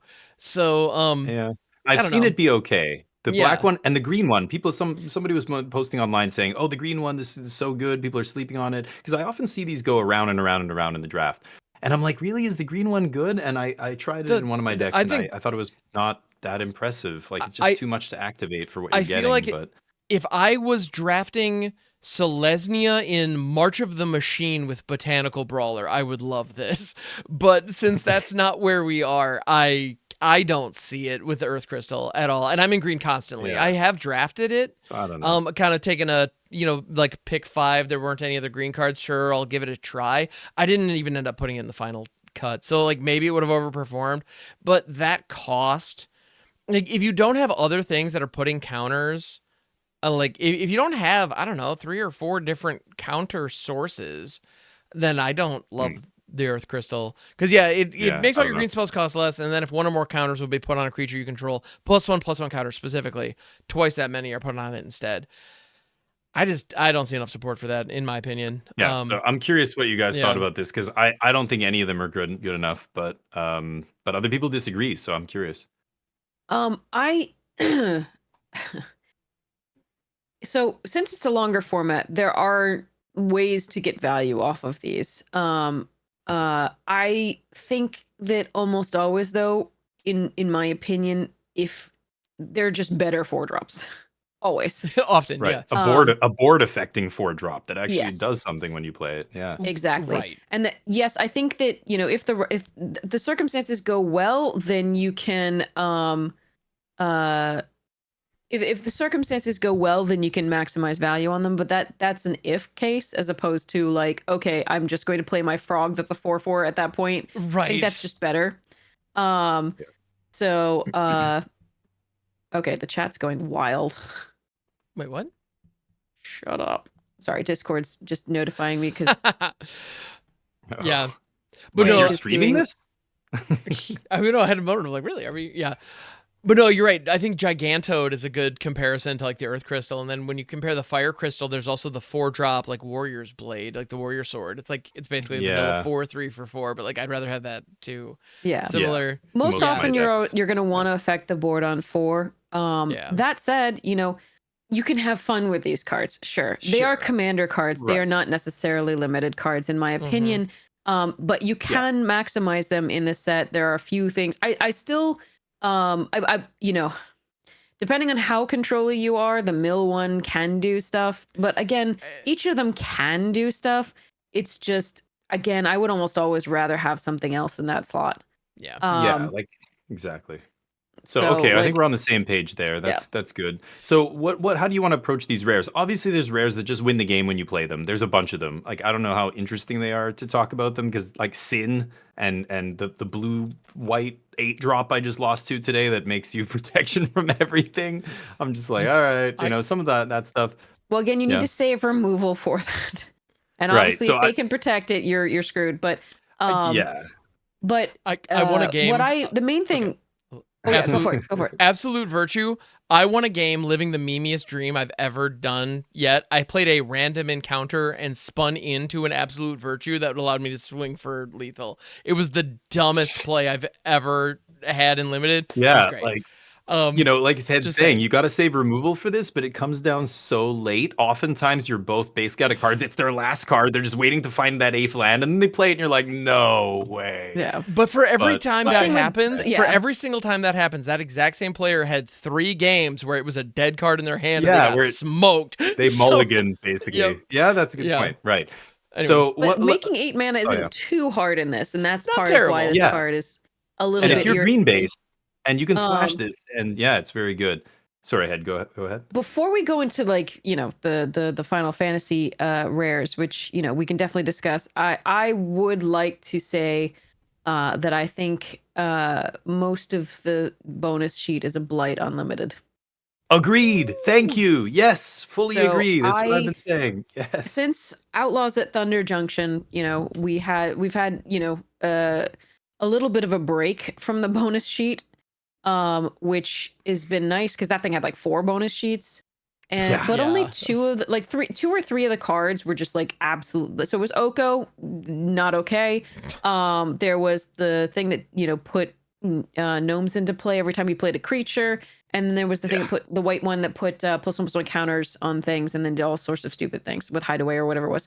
So like those were just like massively unfair cards, and they were from the bonus sheets. We now have something worse because Oko banned in several formats, but we also have another card, a bunch of cards here that are banned in several formats, a lot of them, not just one. Yeah. And we have things that are like nerfed in cube. I mean, have you lost to turn 1 Ragavan yet? No? Oh, it's wonderful. On early access day, I lost to turn 1 Ragavan. I lost to turn 4 Winota on curve. I lost when my opponent just had a bunch of little stinkers out and had nothing going. I lost to Yawgmoth. I lost to Yawgmoth. Yeah. I have lost to Cryptic Command. I have lost to. I haven't lost to Perforos yet, but I'm sure that's coming. God, what else? There was I saw Newmont Primeval with, Titan. I won my pre-release off Primetime. Yeah. Like, Chroma's Will. Yeah. What the Chroma's Will. Yeah, I'm sorry. Pardon me. This is like family friendly. You're fine. Thing. But like, I am so upset about this bonus sheet. I agree. There's no reason that they had to bring these cards into Limited. Right. They know they're bad. They know they were never for Limited, and they could have given us new Final Fantasy characters and cards, and they didn't. And it was only to sell packs because it makes the Limited experience horrible. They're not going into Standard. And like, I am so angry about this bonus sheet. I can't even tell you. It's just misery. Like, if you want to put Sir Conrad in this Limited set, sure, that's fine. It's a strong card. It's a very good card, but like, fine. But Ragavan and Winota, like Winota, like I said, is nerfed in cube. It's banned in cube. Pioneer. It's banned in banned in a bunch of formats. You're right. The reason, like when you give play boosters and you give all sorts of things, we've gone over this a bunch of times, but in case you haven't heard it yet, the reason that these rares are so painful is that, you know, when you have a power level, so cube is very different from draft. It is a form of draft, but the cards have been curated to be roughly on a similar power level. And so even the commons and uncommons are contributing to that power. and that are included in the cube. Usually they're ramp or something like that, right? Or removal, right? So they're all negotiated when the cube is constructed to be conducive to that power level, to work together at that power level, so that everything is slightly is balanced overall in terms of color Right. and power. Usually, of course, sometimes subcubes favor aggro over others. It's a thing, but in limited, the power level discrepancy between opening goddamn land or unplayable card, like for example in Tarkir Dragonstorm, where there was like 280% win cards, like rate win cards when played, versus a Civ 6 ceremony, which is literally unplayable, right? And here, a land versus a Ragavan, or a land versus Winota, or a land versus Yawgmoth, right? It's just, it is ridiculous. not okay. The best analogy I can make, and this is what I always say on my channel when I complain about the bonus sheet cards, it's almost like they spent all this time and effort baking a cake and it's perfect. They got the ingredients just right. They balanced the flavors. Everything's amazing. It looks great, blah, blah, blah. And when it's all done and finished and fully balanced, they just dump a bunch of mustard on it or some other random thing. You're like, wait, what? Or some spice that you're like, wait, we crafted this dish to be perfect. And then you're just going to slather it in whatever, like without, taking anything into account like that. It seems crazy to me that they go to so much effort to balance these sets and design and tweak and turn the knobs on all these cards. And then they just throw in a bunch of stuff to unbalance Where are we printing that these blows cards? my mind. Yeah, but that's the thing we could have had. It's not like we couldn't have had a special like Final Fantasy extra booster pack or included those in the collector boosters. There's no problem with that. Right. They don't have to be in limited. You could have given us more Final Fantasy cards. So I had one chatter be like, it's a diversity thing. They want to make the games more interesting. I'm like, that's not what this is. They want to add value to packs. It's not about diversity. Right? You could have printed other Final Fantasy cards and had a more diverse card just because have more cards. This is not about that. This is about Wizards wanting to sell packs and give you some random reprints that are, valuable. Some of them, not of now they're not, like the Deadly Dispute is like cents on the dollar. Sure, Fatal Push, Lightning Bolt's in this again. Yeah, there's a bunch of that stuff I don't mind. I actually like Lightning Bolt, Fatal Push, Deadly Dispute. Like those don't swing the games. Those don't unbalance the format. If anything, they kind of make it a little bit better. It's nice to have some of that stuff around. But the Ragamans and all this, the Winotas, the stuff that's designed in this set. Like the Deadly Dispute is really good for the Orzhov sack deck. It's also good. Works in any others just to be a draw. It's a good card. Lightning Bolt is a little bit pushed for this set. It's pushed. But it's not a bomb that's like, taking over the game, kind of like Ragavan. Sir Conrad, Lightning. There are some in the like Nature's Claim fits. Chroma's Will and all the others. There's just like I win the game. You play this card, win the game. There's no as with all things with X% win rate and above, that negates the gameplay. That negates all previous gameplay. And sometimes there wasn't even any previous gameplay because it's Ragavan on turn one. It warps the game around that card, and that's never good. But, I feel like what really gets me is this is a digital platform. If you want to put these cards into packs to sell more packs, great. Because your local draft crew can just say, okay, everybody take out your whatever. Anybody's got a special card. Okay, we're going to put that aside. We're not going to allow people to play with that. But on digital, why? Why? There's no added value to these digital packs. That makes no sense to me. I hate play boosters in general because they do this along with power creep. Again, you can open one land and somebody else can open their choice of two 70% win rate cards. Like, it's just it is I know, it's so annoying. disheartening to like have, and it just adds variance. The key thing here is it adds variance to a game that already has a lot of variance. Why AFR Magic sucked. already has a lot of variance in its resources, which are its lands, and its draws, which are the sequencing. Mm-hmm. That's a ton of variance already baked into the game. When you add more variance, and I was talking to somebody the other day, they compared it to Hearthstone, which became way less popular when it added additional variance.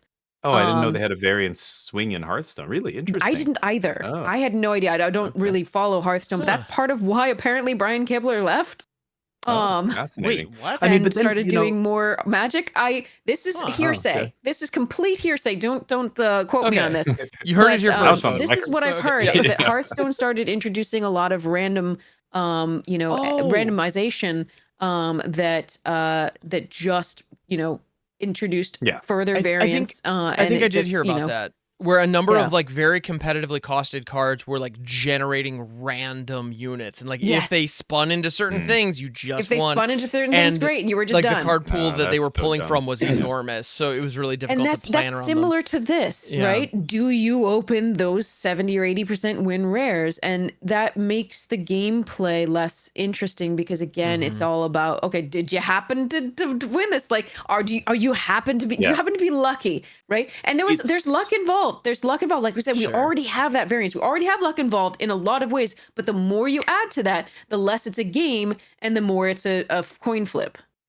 Right, and I So agree with you that, like, you're approaching it from a skill-based perspective where, yeah, you appreciate the depth of the game, you appreciate the skill, and it's nice to have just the better deck win or the more skilled player win as opposed to just die rolls. That's why AFR sucked when they introduced all those D20s. It was a terrible limited environment. A lot of those cards, are just so random. It's like, but I think that's them catering to the casual crowd. That's them catering to the players who just want to have fun. They like seeing crazy stuff happen, like Miracle Mechanic, or there's been many Cascade was something similar. In limited, constructed, you can break things like that, but in limited, I think there's a lot of players who love spinning the wheel. It's why they apparently Maro said Cascade was one of the most popular mechanics ever, and it's because of that slot machine feel. I mean, just look at how many cards they've printed like that, where it's like Itali and Breach the Multiverse and on and on. These cards that just slot machine. People love hitting the jackpot, and if they don't hit it, that's those fine. weren't just slot machines, is Yeah. the thing. Breach wasn't just a slot machine. It Oh, always Breach was consistent. and Yeah, so was yeah. Atali. Atali wasn't a slot machine either. Cascade introduced a little bit more variance in its particular thing, but it always came at a cost. And Sure. so think of Breach the Dragons, the Breaching Mhm. Dragonstorm, whatever, Oh, the yeah, red Breaching Dragonstorm. You could Dragonstorm. pay 5 mana Yeah. for a 2-mana card, right? But a lot of the players would avoid some of those mechanics. They could avoid some of those mechanics, right? And yes, variants sometimes got you, but those are a variance you can avoid. And those are a variance that some players can play something and get hit a dragon off that, great, but it's not going to change the game necessarily. Yeah. In too deeply that you can't come back from it. It doesn't. Mhm. It does. That's not the same thing as yeah. I'm talking about the variance here. Because not only because of power, like introducing mechanics that add variance, like the die rolls, etc. Yeah, it does favor people who Right. are lucky. That just, I mean, again, and luck is just, it's just probability. It's just a thing. Right. So, but it's not to the same degree that having again, with these rares, the 70 to 80% win rate that we're talking about with the power creep, it's not the same thing about negating all the gameplay. Those still allowed for gameplay, in a different way. So introducing new variants it can be problematic, but those were not on a level that was that problematic. The Cascade cards costed a little more to do what they needed to do. Yes, some of them were broken, but most of them were, Yeah, they were fine. they were balanced because they'd been Right, designed right. to be so.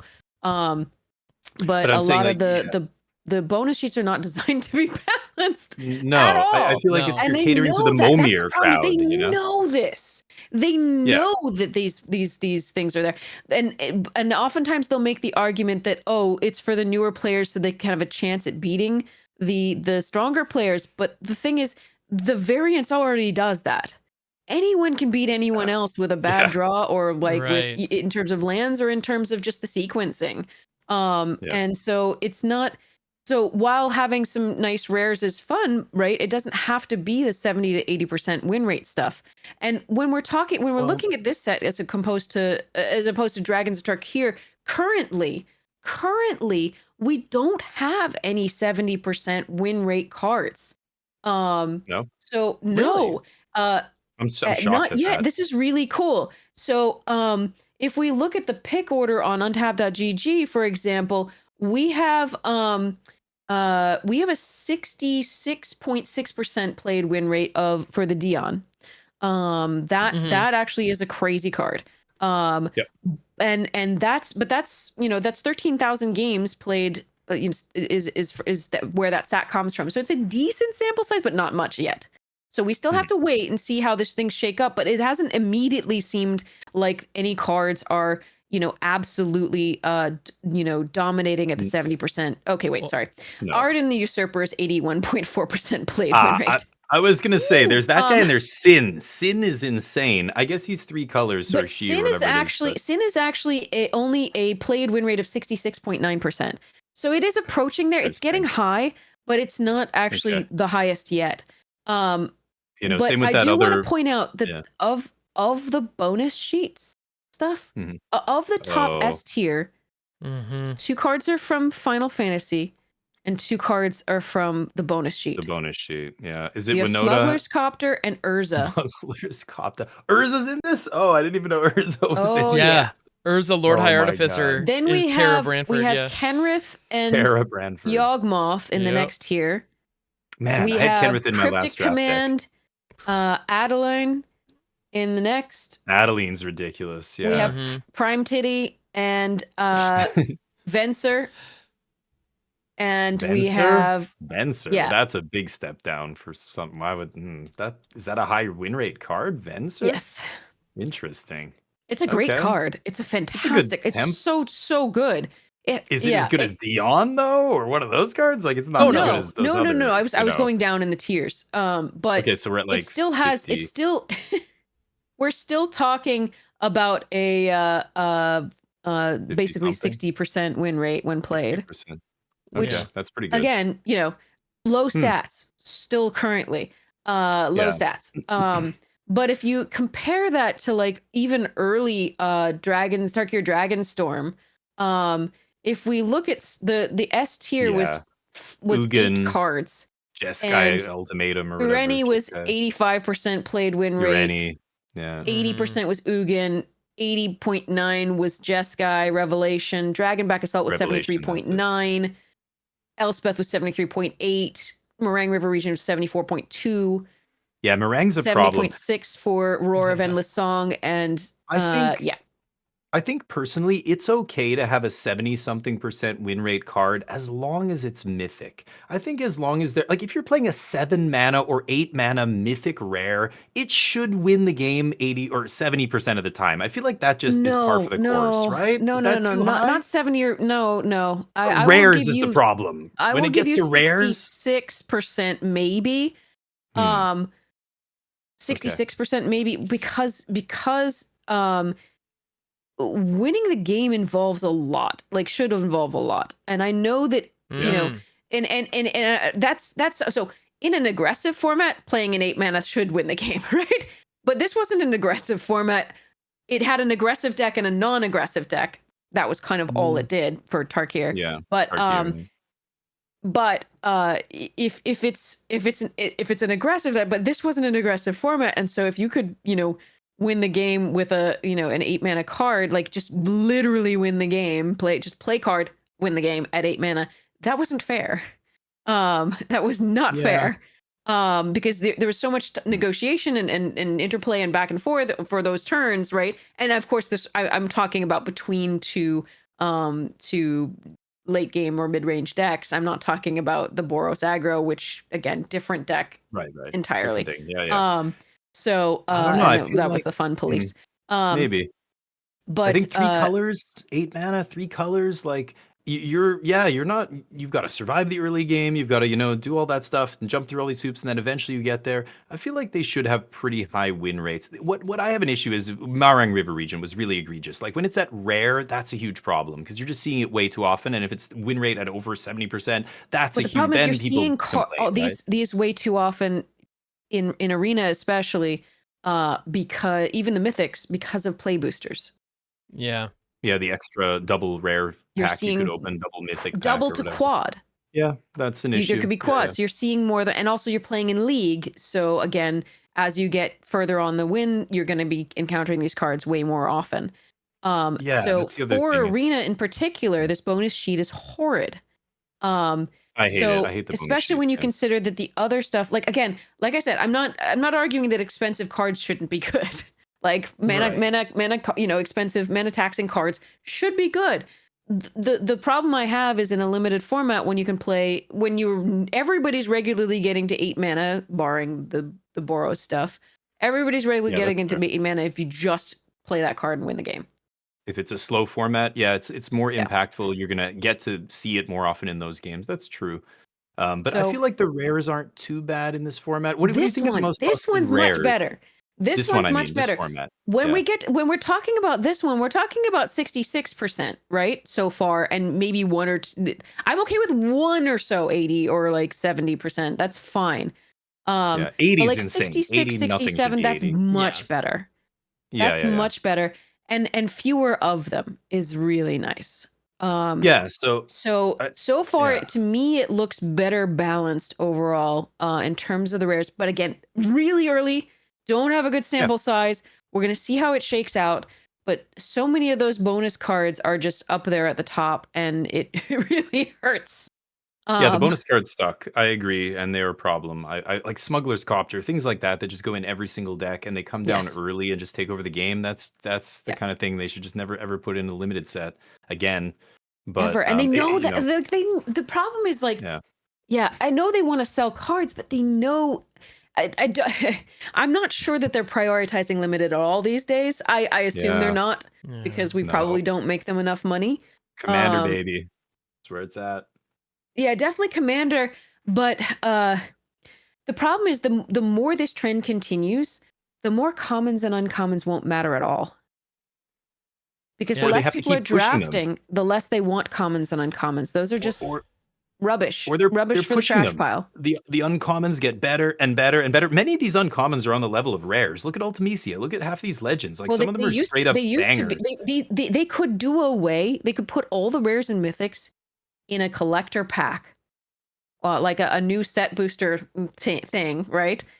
And we limited players would be so happy to play with commons and uncommons for the rest of our lives at this point, Oh because the yeah. commons and uncommons are overpowered these days. Well, they Well, just lead to more so interesting gameplay. It's a much more yeah. Go ahead, so Ham. they leave play boosters where they're at, and they bring back draft boosters, and those draft boosters have 0 bonus sheets, 0 mythics. We need You less know, Well, did boosters, you see not the more post? boosters. I mean, So when we okay. discussed play boosters, right, there was the post Yeah. that said, "Oh, we just want to consolidate boosters, right? We don't Yeah. want somebody coming into the store and not knowing which boosters to buy."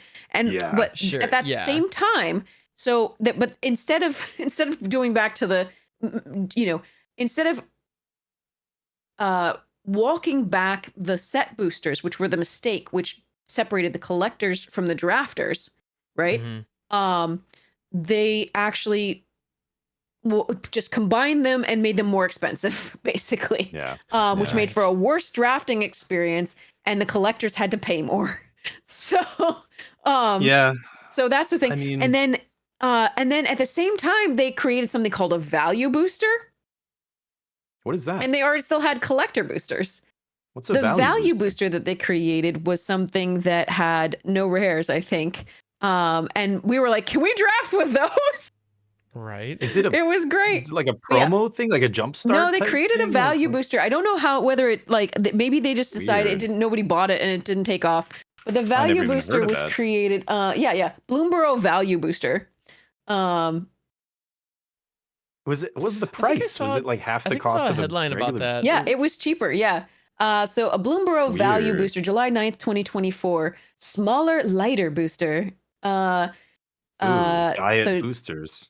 yeah, so while collector boosters are perfect for fans who want all the coolest cards, and play boosters are built to bolster collections by being opened to play Magic, value boosters are a smaller, lighter booster that can contain a handful of new cards any fan can enjoy. A budget-friendly way to experience Bloomborough. Each value booster contains 3 commons, 2 uncommons, 1 wild card of any rarity, and 1 card that may be a Okay. land, a traditional foil, or a special guests card. So you could potentially pull a So random this was rare, I right guess. after, like, basically they're like, oh, we want to consolidate the list so people aren't confused about what to buy. But we were like, can we draft with those? Like, Yeah, is that it was so Hmm. funny. But yeah. So anyway, Weird. we would be so happy to just play with the commons and uncommons at this point, because they are so interesting. They're deep. The gameplay they encourage is very, very rich. And so we're Yeah. but think- unfortunately we have to deal with these crazy bomb rares, and also the Well- ones that are unplayable. So Yeah, that's the thing though. Less cards are unplayable now than they used to be. I mean, you've been drafting for a long time. I've been drafting for many, many years now, and I remember the days of drafting with sets where a lot of the commons were unplayable garbage, like straight up absolutely terrible garbage. At least the floor is a lot higher now. Like there is no unplayable card in the last few sets. Like even the worst common on untapped or on 17 lands rating wise is still a functional card in your deck. Like it could still be just a 2 mana 2/1, or here's your Monk's equipment or whatever. I don't know what example from this set. But there, remember what it was like back in the day, and you get like just cards that are like they have alternate colored activation costs, or they just have terrible stats, or just like really niche abilities that don't do anything. Like you could train wreck and not have enough playables. That is impossible in 2025 in Magic, right? No, it doesn't matter what set you're drafting. You're never gonna like be short on playables. So there's like I think that's why the commons and uncommons are just awesome and the meat and potato of a lot of the gameplay. And now the rares are like you said, the uncommons are almost at rare level. Like now the rares just like they ruin the game. We shouldn't even Yes. I don't want them. But it's also that's a byproduct of the commons being better means you can just have great games with nobody having a rare and still do powerful things and still have synergy and all this other stuff. But Yeah, you could, and that happens so rarely now because of the play boosters. You could have a great game with commons and uncommons, but almost always you're going to get people coughing rares at you, like 3 or 4 in or just the first part of the game. Just And that be the really one sucks. be the one with all the rares, Head. It's easy.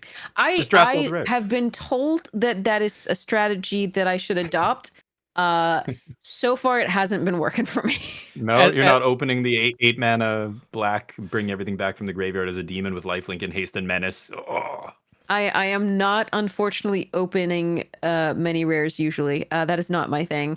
However, on occasion I get lucky, sure. But again, it's just it doesn't really feel good when I do it either, because again, it's not interesting gameplay. It's not interesting. Agreed. Yeah. Yeah. So it is play card, win game, play two of them, win game, To wrap it up, I want to say I personally don't think this is a quote unquote Prince format. For those of you maybe not familiar with the term, it just means like Crimson Vow is a Prince format, or going back further, like Cons of Tarkir, the Fate Reforged. The second one was an absolute like a cycle of rare enchantments that were all busted. You had Ugin, you had some of the other sets like with Toxrill and Dreadfast Demon. Like Crimson Vow was a gong show.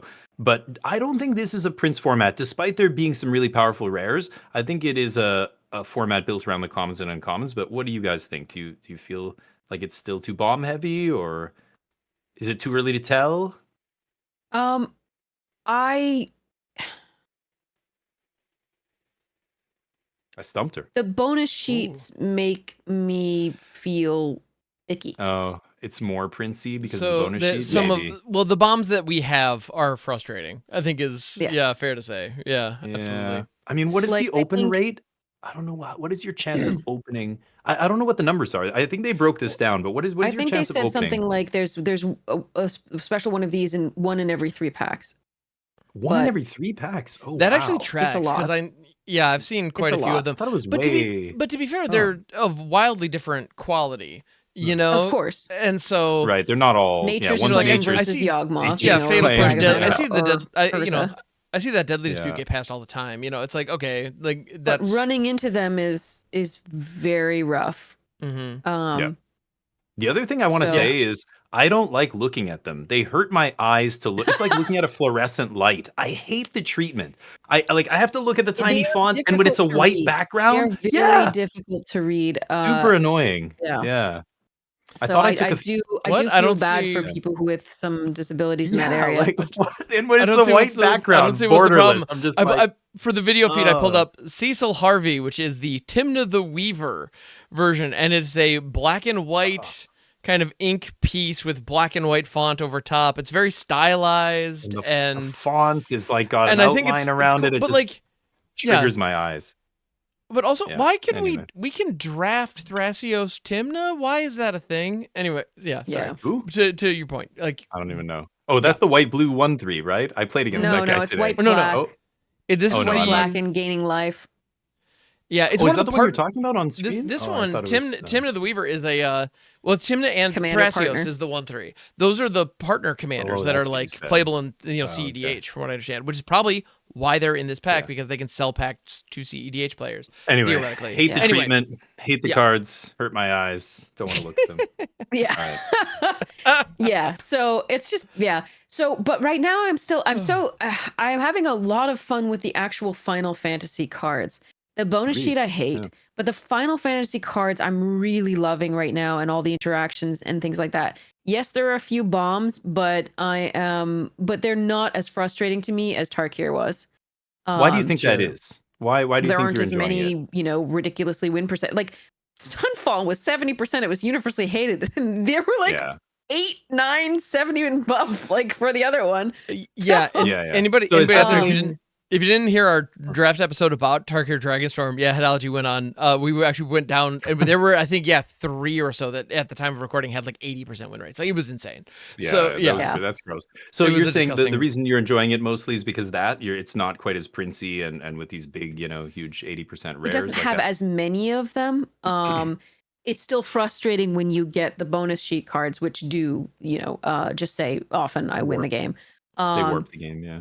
yeah, absolutely. But like, there's so I much fewer in the. I mean, there's other ones, of course, in the Final Fantasy set, but again, and things will shake out over time. But hmm. I'm just seeing fewer of them, and it's just making me so much happier. But Well, again, turn 1 Ragavan, turn 4 Winota on curve, just Yawgmoth before they're dying, Cryptic frustrating. Command. Like Yeah, I am, and Akroma's will is just. Are you kidding me? Like you can have Yeah. just like 3/2/2s on the board, and they get in flying double strike, and like you're Yeah, just like, I'm Chroma's done. will. There's no. That's a 4 mana Yeah. card that I can splash in any deck. Yeah, Um, yeah. and like just win the game from no matter, like, basically, unless I have an empty board, like where I am in the game. So, Well, it, but it, yeah. it feels I know what you're saying. It feels like you're seeing them a lot. I think it's also a byproduct of drafting on Arena where we're getting in so many games and I'm playing best of one as well. We're playing so many, I'm doing so many drafts and so many games. It feels like I'm running into them more than I should because they're, yeah, like you shouldn't be running into a Nota that often or turn one Ragavan that often. But you're right, you play enough and it will happen to you and it'll feel bad. But I agree with Oh, you. what I I love called this that was set. just one. Oh, That was just the early access. The ones I named were just the early right. access. Oh, during early access. Okay. Well, I've played against I've played against Ragavan a couple times. I beat Ragavan a couple times because I was playing 1/4s for 2 and Ragavan sat there and couldn't get through and it was great. But I was gonna say I do love this set as well. I'm really enjoying this set. What I actually love the most are the sagas. I think Saga might be the best type of card they've made in decade or more of designing Magic cards. I actually have talked about this on the podcast before. I think sagas should have been how planeswalkers initially were designed, rather than make these planeswalkers the way they did and have the whole game warp around the planeswalkers. And the sagas are perfect. They come in, they do the thing, and then they bounce, and it feels like a nice, like you're getting something impactful for your mana. It's doing a thing, but it's not taking over the game. It's not warping the game around this thing. And as the opponent, it puts you in a lot of, like Cam mentioned earlier, these positions where you're like, should I kill this thing? It's gonna hit me for a bunch. It's already done something though. Like, they've already got some value off it. Like, I love those decisions. I also love that they don't stick around. I think that's one of the big reasons I like this format a lot. The sagas and the number of yeah. sagas and things that turn into sagas. And yeah, And saga creatures are such an elegant design because in the Final Fantasy video games, the summons are all effectively special yeah, moves. Like they're attacks that show up, they yeah. do the They thing, come and then they in. bounce. Yeah, Like, and so the exactly. idea of mechanically, like, it hits the battlefield, does the thing, and then leaves. It's like that's Yeah, I exactly like that it. a The lot. Flavor Flea, they hit it on the nose. It's great. And when it's a bomb, Absolutely. like Titan's great. I had a 2 Titan deck Oh, earlier today, or yesterday, and it was disgusting, but at the same time, like your opponent knows that it's not gonna be around forever, and like I just gotta mhm, weather this storm, and then can I right. hold on until this thing's gone? Can I kill their creature they're gonna pump and then save? It's awesome. A lot of these summons have felt really good. Cerberus is ridiculous. That's another. A lot of the rares are really Yeah. good, but again, they feel big, and then they feel like I just have to hold on for 2 turns, and then this thing's gone. I love that part of all these cards. They don't feel Yeah. like they're super. They're bombs, but they're not like you can beat them. Like they feel beatable, Yeah. and I like that a lot. I think a lot of these sagas, the ones that you got to be really tricky with, like we mentioned Dion, and he's got one of the highest win rates, but the Yeah. flip rares, there's Jill, there's Dion. Jill is awesome too, because she's just a mana war, which is great. But if you know, you go for that flip, and man, I've blown people out with removal when they go for that flip. Mm-hmm. I think a lot of people still haven't caught on to the fact that you pay the cost, it doesn't exile the creature as part of the cost. So when you pay the cost and they kill your guy, it is a massive blowout. And I see people go for it into like my open mana, and I'm like, Yep. oh, you're so lucky I don't have a, Thunder Magic right now Oh, or whatever. sure. But so I love it. They're kind of balanced. They Yeah. feel still interesting. Like, do I go for this? My opponent's got open mana. Like, I want to flip this Joshua or Yeah. whatever it is. Dude, Joshua's one of my And favorites. I've gotten him a couple of times. I love it. This yeah, guy's great. me too. I splashed Yeah. for him in a blue-red Mhm. deck, and it was yeah. awesome. But yeah, I'm really liking the format. I really enjoy this limited format. I'm going to be playing it a lot more. I know you primarily draft head, but are you done drafting Ham, or I don't know? What are your thoughts on? I'm done drafting for the format overall? moment, but I'll probably come back. I'm probably going to return to this one. And honestly, like mid-season drafting for me is almost unheard of. Normally I draft to gather the arena collection and then peace out. This time, I think when I gather up the 10,000 gold, I might hop in and jump, try it out again, because I've been enjoying it. There's also Jumpstart that is a for thing. this if you want to increase your Which is neat. collection. It's Yeah. actually pretty It's a good- cool. I haven't tried It's a good it way yet, to do it. but it looks It's a good way to get Mhm. get rares and stuff, because you can actually have some agency over what you get, right? Which things. So it's Yeah. actually a good way to build a collection. What was I going to say though? The one thing I wanted to mention, I haven't played any sealed. Did you do any sealed pools, Head? I have avoided sealed like the plague since play boosters were introduced. Yeah. I know. Me too. Even so I'm going to mention Newmont again, one of the original MTG drafters and Twitch streamers, limited streamers, I should say, for Magic. His favorite format of all time was sealed until play boosters, and he's just like, it's just a crapshoot now. Do It's a you crapshoot, open that's the right. rares? Like it's It all always about your was pool. to an It's extent, but literally yeah, all it's about your even pool. more Yeah. now. Yeah, it's exacerbated Yeah, for sure especially by with the play bonus boosters. sheet, because you can open like 16 rares. Well, Yeah. 12 at Yeah. least, and like Well, 12 to yeah, yeah. 15, and like your opponent can have like 2. Like they Yeah. can play. Like it's just, they can The open 6 delta. and have only 2 they can play. So it's just it's such a there's just no he's like there's no prepping for it. Ham TV, same thing, right? Yeah. Didn't like, sealed more than draft, but was, a fan of sealed until this, and then now says there's no preparing. There's no like I mean, it's not practice. It's not good. especially when the issue again for sealed, I find, is it wouldn't be a big deal if it wasn't a relevant format. But the fact of the matter is, the arena opens are sealed. The Yes. arena win a box is sealed. The The directs, RCQs are sealed. Like in real life, people want to know, I'm going to go to an RCQ. This is a tournament I want to win. What are the tips and tricks for sealed? And I'm just like, There's open none. lots of Open rares. I don't know. Open Like, the what do you bombs and say? open them in similar Yeah. colors, and or just run lots of colors and try and run them all.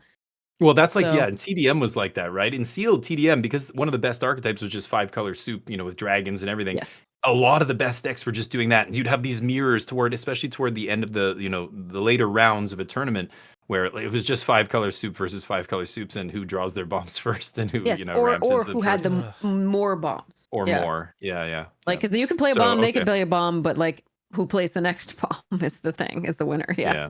So I'm not sure what to say about sealed then. I was hoping you might have some insight. I don't. So you're saying, Unfortunately, yeah, not the really. insight is the same. There's really no I mean, removal, if you don't have bombs, is going to be the biggest thing. But again, removals, the removal in this set is pretty good. The problem is you got to get enough of it. You got to get at the right time. If they play one of those rares that just reads I win, if the sin has to be answered immediately, or you are dead.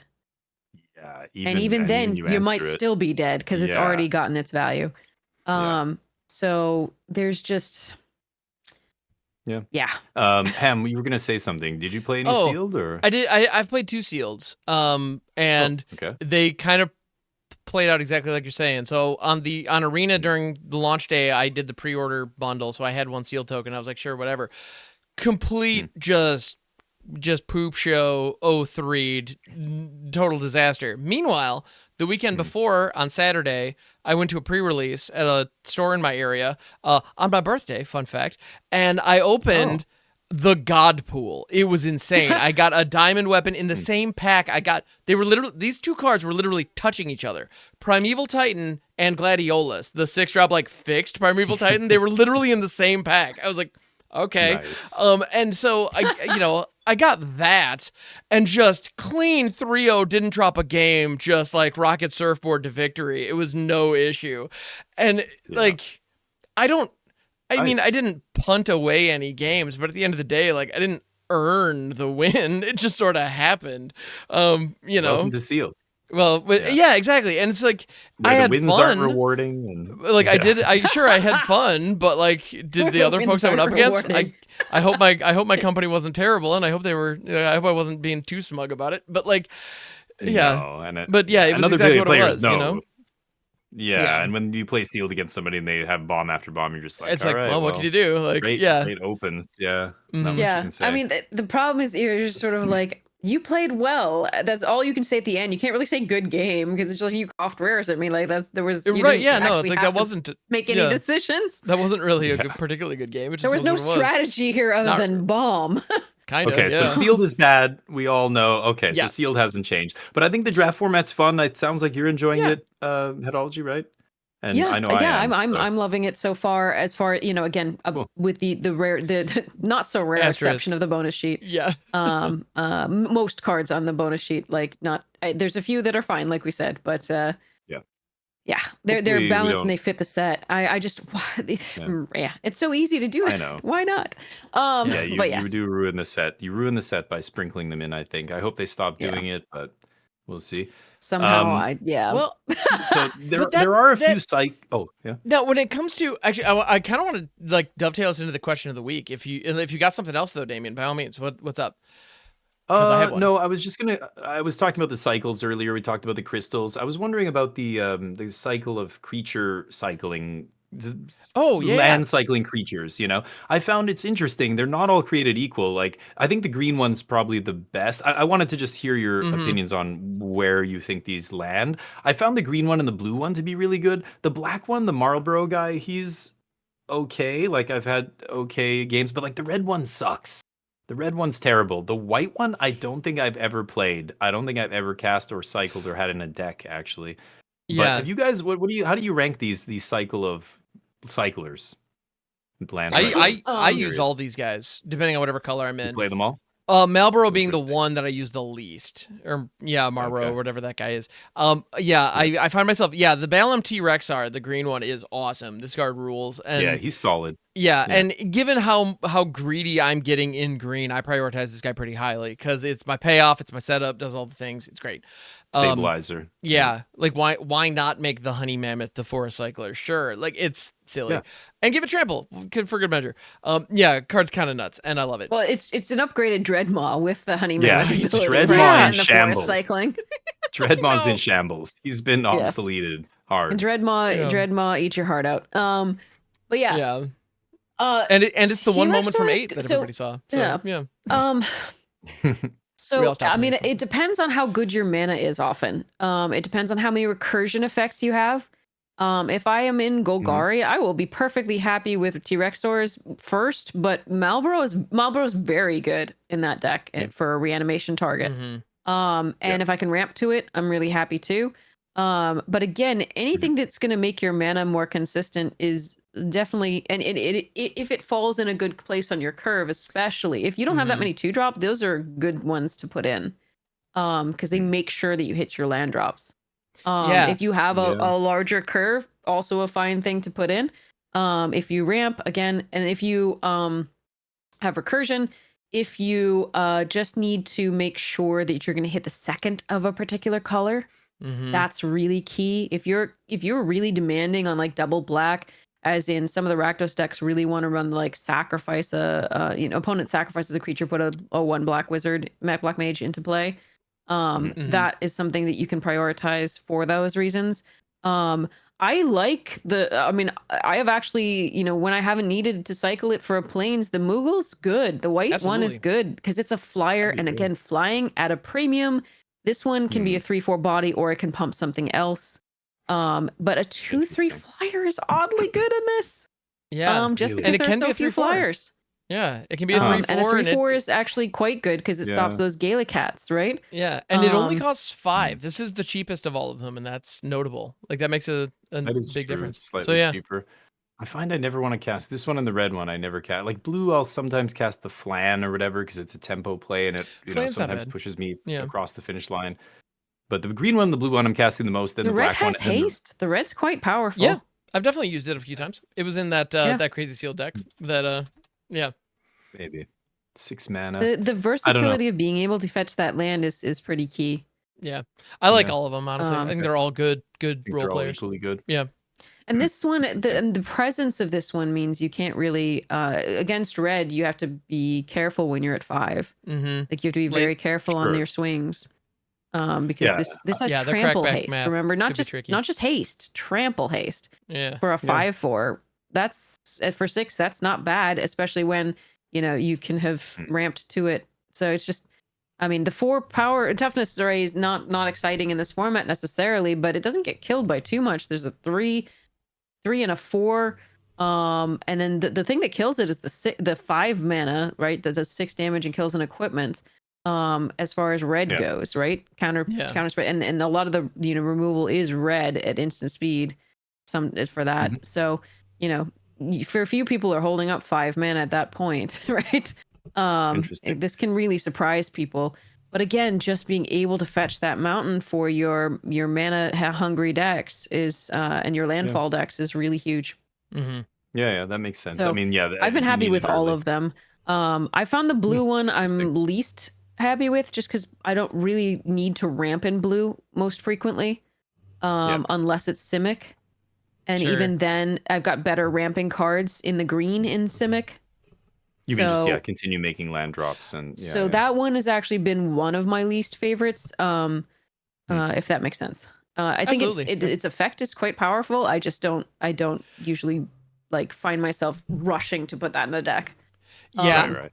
I'm with you on that, but I also only find myself in blue if it's wide open at the table I'm at, and so if that's the case, I can tend to pick these up late. And in that case, just having just some decent power that I don't mind having in my opening hand, having a 6-drop that is playable that can also be a 2-drop if I need it. Like I don't know, I do like them. I still like Iceland. It's solid. Interesting. Okay. Yeah. Cool. Just wanted your thoughts. Yeah, it's a fine card. All right. They're all fine. Like none of them are terribly exciting except I think the T-Rex sword. That one's just a literal like, okay, that's Silly. probably going in the deck. Yeah. It does everything green wants to do. And it especially because it gains those life. That's really key. Yeah. That addition to it makes it so much better. Because it doesn't have reach. Yeah. Agreed. The only thing it's missing. Yep. Good. Yeah. And a lot of the green decks have a hugely difficult time. The ones that aren't running white have a hugely difficult time against the black mages. And that extra 3 life can be pivotal. Absolutely. Yeah, I like the green one the best. Cool. All right. All right. Well, I don't know if there's nothing else. You said something about question of the week. I have an idea for a question of the week, and it seems kind of appropriate. So we've been spending a lot of time this week, crap talking bonus sheets, and I'm not mad at that, and I agree with all of these sentiments. That said, there have been some examples in the past of bonus sheet cards that didn't impact legality and standard, that fit the theme of their limited decks or their limited formats very, very well. And an example that I want to give is Hatching Plans from the Enchanting Tales bonus sheet from Wilds of Eldraine. Now, I'm not saying that bonus sheet was flawless. I'm not saying anything of that nature. However, this particular card fit that set like a glove because it was, they introduced Bargain. Meanwhile, it had actually been printed for the first time like 20 years prior and had never seen any support whatsoever. And so I thought that was an interesting situation. Now, I want to use that conceit and that idea, this notion that maybe not all bonus sheet inclusions are terrible, which I guess we kind of touched on, but like if you could pick a card from the past that, with the assumption that it will fit in whatever format it's going into, to see a reprint that might actually work in a limited environment, what kind of card would you like to pick? Like, can you think of an old school card, maybe the one that makes you happy? I mean, This is an excuse to But gush hold on, about hold it. on. Can I qualify though? What limited format are we putting it into? I think that's really important. Well, honestly, Are we at the talking end of about the day, putting into feel free Final to Fantasy? feel free to assume an ideal one, or you can assume a kind of archetype. Like, there will probably, at the end of the day, if you want to slot it into one, I have an idea for a card that that never sees any play, that I play in some commander decks that I love, that would could potentially fit, into a draft archetype. Honestly, you think of a card that could be decent and limited that hasn't seen play in a while. That's really all I'm looking for. And you can qualify it however you wish. You can assume that it's going into a draft format that we've already seen, or you could imagine a perfect draft format where this kind of a mechanic maybe would see play. So Okay.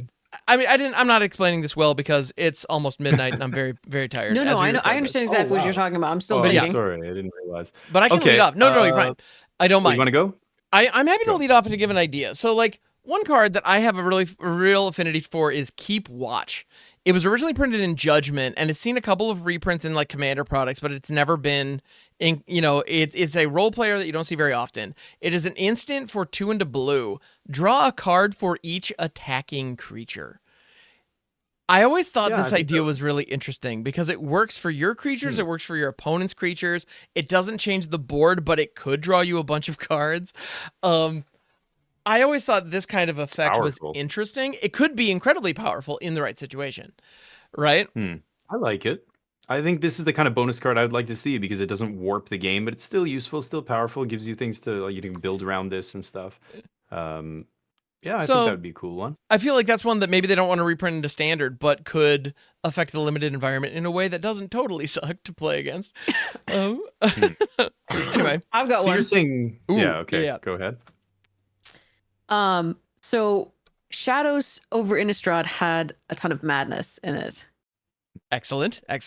And I would have loved to see Goblin lore in that.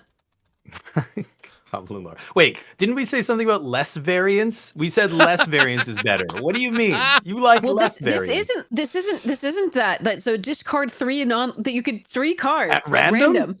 But if so much madness is in the set, you could actually afford to take advantage of that. Okay, so if it's a sure. If it's a madness set, that would be insane. Yeah. Or unnerved. And it might not be insane. Mechanic. Like you might not get the ones you want necessarily, or you might not get have enough right madness cost. I think it would have been glorious.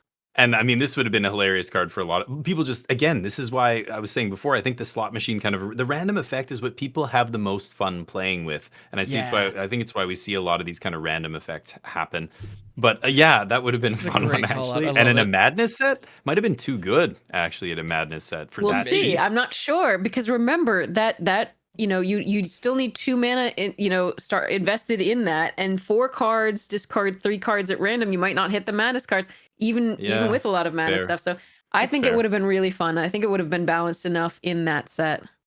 That's great. I love it. It's also at sorcery speed, so that's important. Mm-hmm. Yeah, right. Not instance. Yeah, but I think Brothers War, we were talking about bonus sheets being terrible, and they are almost universally have negatively impacted the sets they're in, except one. I feel like the only set that came close to having a bonus sheet that I actually thought made sense and was flavorful and wasn't too busted and on was Brothers War. Brothers War bonus sheet had all artifacts, and just by virtue of the fact that they were all artifacts, made them all good. Even like stuff like the bottle of I can't remember what they were called. Flask. Yeah, stuff like that. Just like little like Ichor Wellspring and like their Soul Guide Lantern. I mean, these kind of effects aren't generally very powerful, but in that set, because they were all artifacts, sometimes you open World Wormcoil Engine and you fight against Wormcoil, and that sucks. But it was like 1 or 2 big bombs. Most of them were this kind of garbage. Like this isn't an amazingly powerful card, but it's perfect in an Artifacts Matter deck where you're sacking artifacts and you're doing.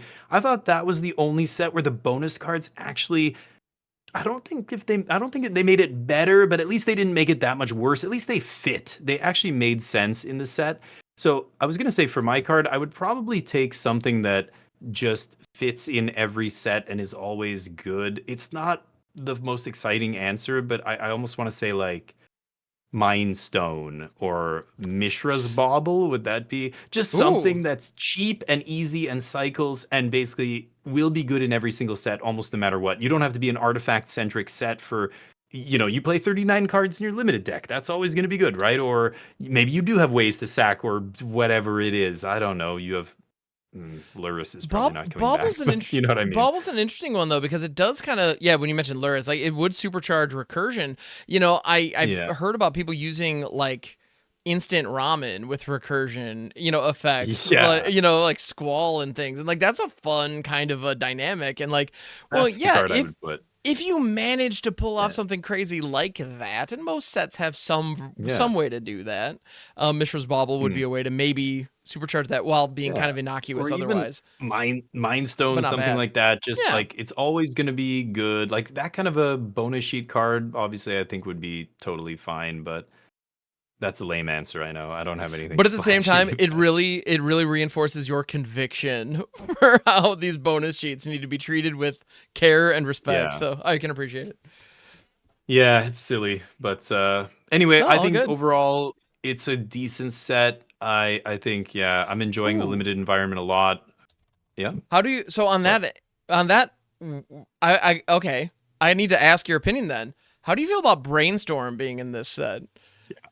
I mean, it's mostly useless. I ignore Right? this. It goes around the table. Like, there's not a lot of ways to shuffle. There's a few in green where you're fetching lands, and maybe you can do something with this. But it's not triggering the four mana matters cards in blue red spells. Mm-hmm. It's just a cheap like filter draw one. You can just brainstorm. You lock yourself usually because you can't. So it's just filtering basically.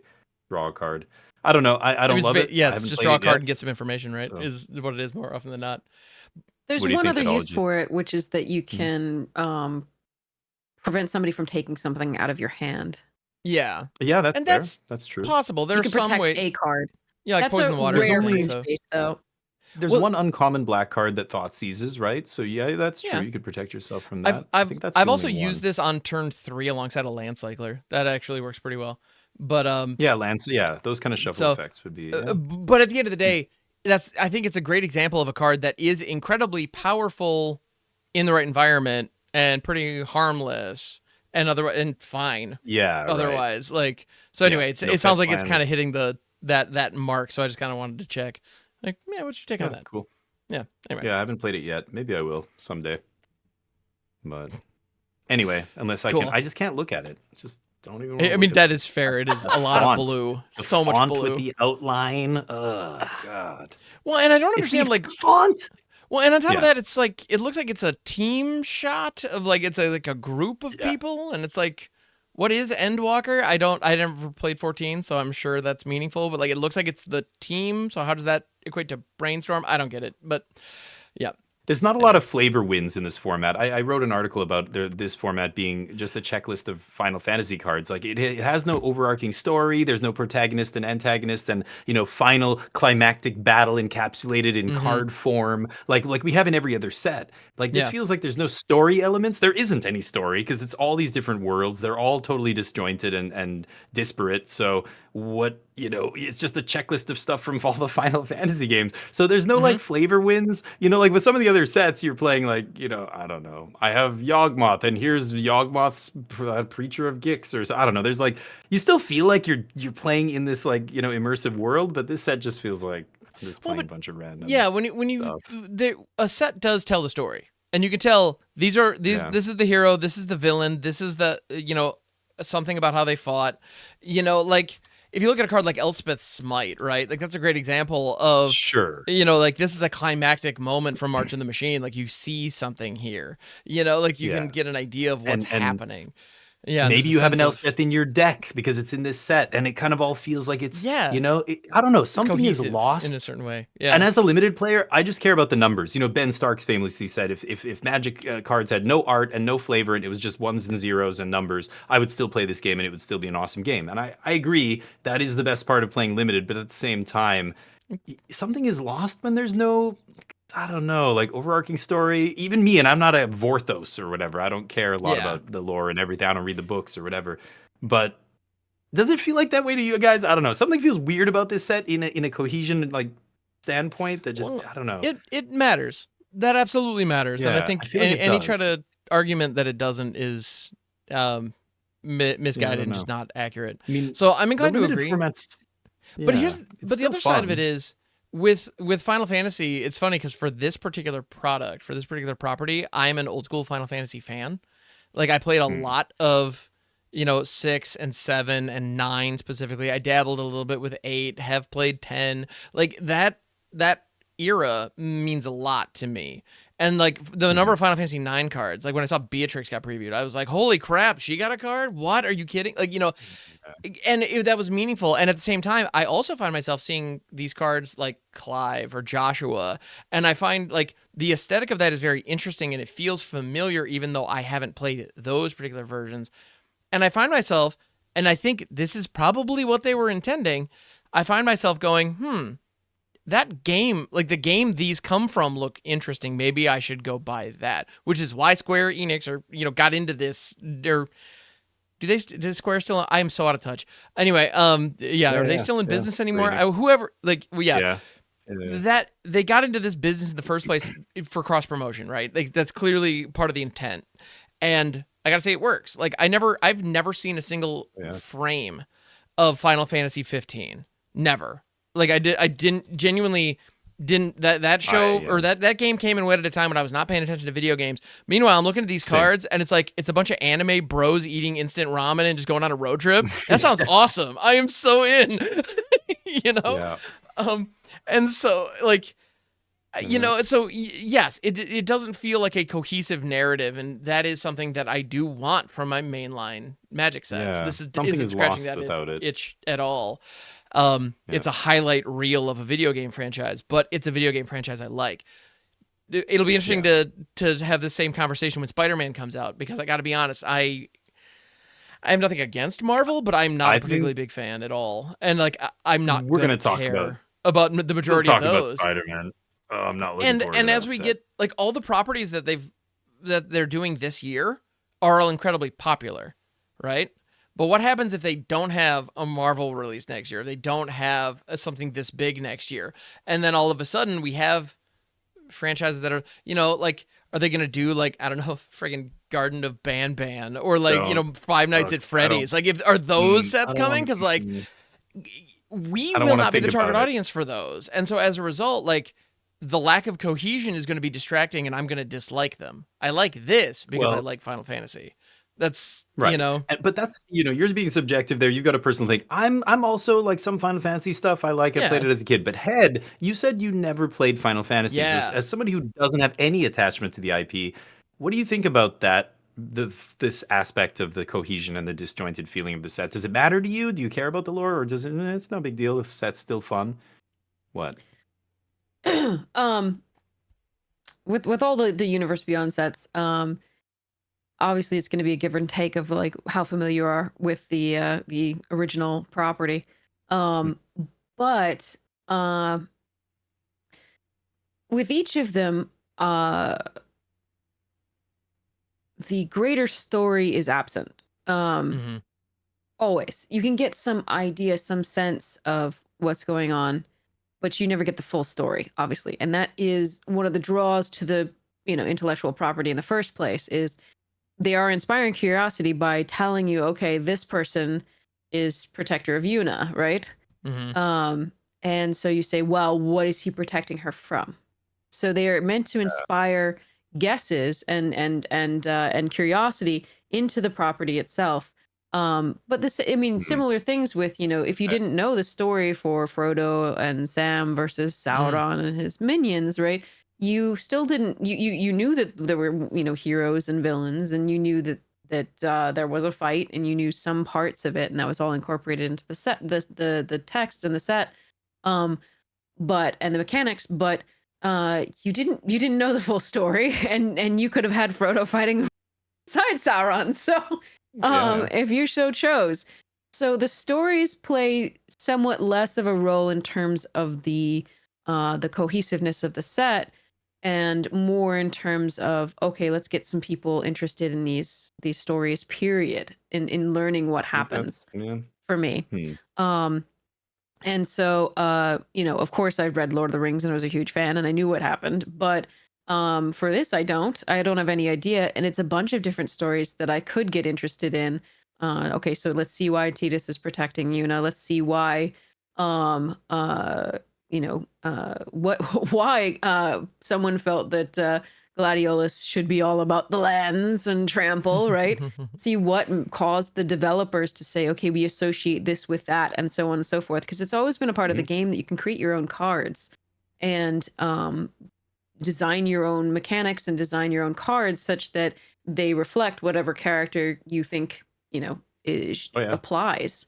Whatever strengths the character has, whatever characteristics that character embodies, you can represent that in Magic. And so to see what the developers chose to, how the developers chose to represent these characters, like why is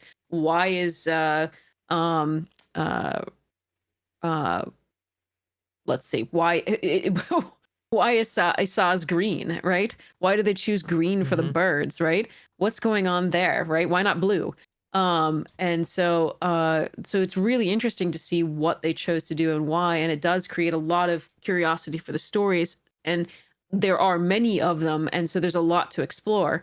So we get hints at each of them, and I think that is very valuable to obviously both Wizards and of course Final Fantasy's creators, in terms of generating interest on both sides, right? How does magic represent our character? How does the story flow from the magic, right? How does this inkling that we get of what the story contains, the plot of the story, actually play out, right? What does it mean for this card to do this? Why is this card referencing that card? And so I for me, it's less important that it be one cohesive whole story, because the same thing for the magic lore. You don't really know what's on the lore unless you read it. And that's the cards get you interested in the lore to some degree of like, okay, Elspeth Smite, what's going on there, right? And why is it only 3 frickin' damage when it's the final frickin' battle and Elish Norn is supposed to be so damn powerful? Well, because it wasn't the kill shot. That happened later.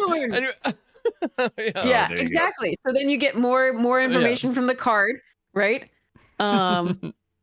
More information from the cards, and you get more information from the story spotlight cards. Yeah. But some of the other stuff, you don't know what role those players played in that, and you want to figure it out. So again, I understand the appeal of a story in the cards, absolutely. But you're never gonna get the full story, and so the degree to which you get a story is all that's varying for me. So there may be more stories for this one as opposed to a single story. Interesting. And so I don't know. I still feel like most sets. But even like Lord of the Rings and stuff, like even if I had never read the books, I would still be able to determine who the bad guys and good guys are and what they're trying to do. Or even like, one of your typical Magic sets. I feel like, but you wouldn't understand the ring. But you wouldn't understand the ring from the game. There's no cards. Like there's a bunch of cards that reference the ring. You've got ring mechanic. I don't know. It's interesting. The ring mechanic is not representative of what the ring actually does in the books. With the way the way the mechanic works, I would assume the mechanic was always good for you. Yeah, the mechanic was always good for you, and your ring bearer could be anything. So, like, based on the mechanics, I would assume that the Nazgul each had they do have rings, but like there can only be one ring bearer. Yeah, it just doesn't jive. But the rings didn't all do the same thing. The rings of power. No, absolutely not. And certainly not the 9 for the Nazgul didn't do the same things as the one ring. And the tempted by the ring mechanic, like that skulk ability, I believe is meant to like represent the invisibility and like things. So like it's clearly meant to be the one ring. You can also see the shortfalls of what Magic can and cannot represent and still have good gameplay. The gameplay is separate. The gameplay is good no matter what. Of course, but like you can't always get, like I said, you cannot get the full sense of what the story is about, and it's meant. And so for me, the pleasure of it is the curiosity it inspires. As opposed to interesting. Okay, cool. I like it. So covering so many different stories in one set doesn't necessarily sour that for you necessarily. Is that fair to say? Correct. Okay, correct. Cool. It does mean that I have to do a little bit more searching, but they were kind enough to actually put the Final Fantasy. Oh my goodness.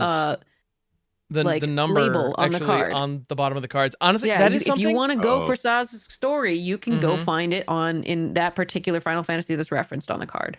Oh, I know his story. You play him, and then you win the game. The movie ends. The end.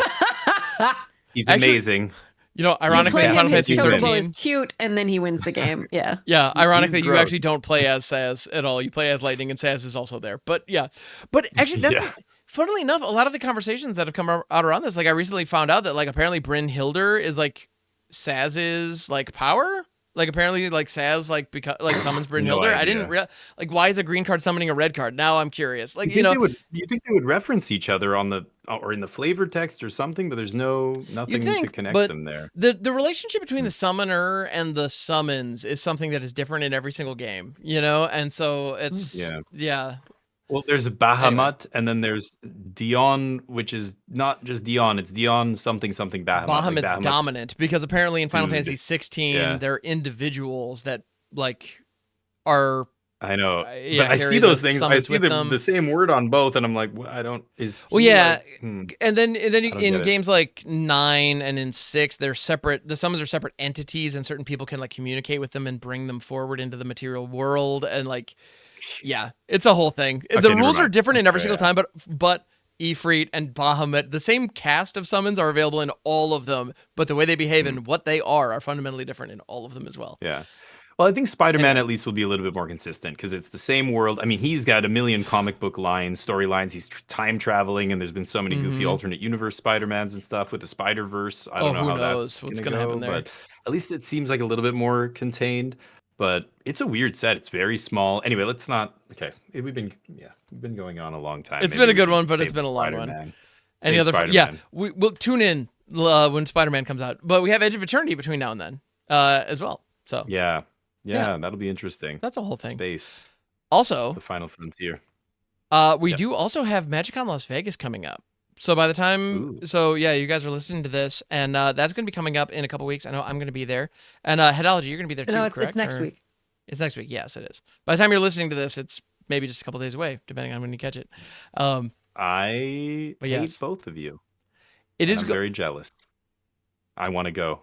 You're gonna have a great time. I You're doing will- a bunch more stuff this time too. We're like doing a bunch of feature stuff. things and Yes, we have a awesome. spectacle play event on Friday. Carlo and I are going to be hosting a choose your clan leader where we're having folks play EDH all with commanders in the color identities of the different clans of Tarkir, and it's going to be going for a couple hours, and we're going to tally up, which clan Which tallies clan the most wins? wins. Oh, sweet. And Yeah, every game begins with the tapped land of that color identity in play for each player. Oh, Triland of the Triland, so the Khan or Frontier whatever. Bivouac or Yeah. the Monastery, whatever. Yeah, you'll always Cool. have one.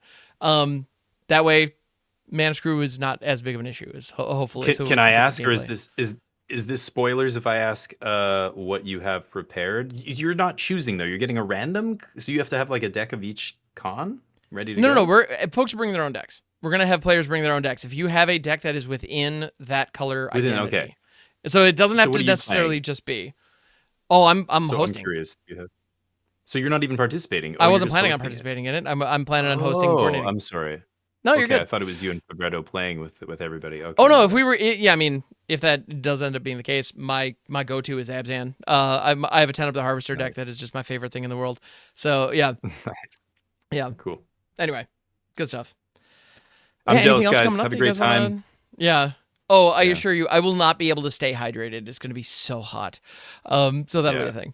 But yeah, Yeah, Vegas. I'm gonna try. Vegas in June. Vegas in Charming. June. Yeah, I hope they got a great deal Yeah. in that convention center.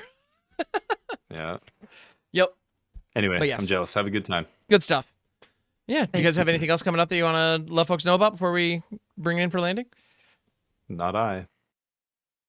I Technology? am looking forward to. Oh, I have a collector booster video of the of Final Fantasy coming out. Ooh. I saved up, and I also put it on a credit card so I could sell cards in Vegas to pay for it. Let's go. But I wanted people to be able to have the experience of sort of opening the packs right from that perspective. And I'm going to be doing giveaways from it. Nice. Because I also want people to have the experience of owning these stupidly expensive cards for free. So I dig So it. you're opening a box, collector box? I have opened the box. The editor's working on the video. Yeah. Oh, nice. Ooh. Can I And, it'll be up can I on YouTube. tease? What did you open something worth a lot of money? What's the or is I that My spoilers? editor says that I opened more than I like things more than I thought they were, but I Oh, okay. don't. I opened one thing I was really excited about. Ooh, Excellent. okay. That's exciting. Nice. We'll It definitely goes Watch check in the that my out. video. Kiri equipment deck, if that gives you any idea. Ooh. Hmm. I have no idea, but you have to watch the video if you want to find out, We'll have everybody Yeah, to so listening at I'm home. excited definitely have to about tune in. that, and I find it very sad that an IP that people are so excited about is this out of range of the people who are really excited about the pretty versions of the cards. Yeah. This is the one that I feel like, among other things, it's just it feels it's like twice what Lord of the Rings was. And that I So, was think already, this is going to yeah. be and that an was issue already going forward. crazy.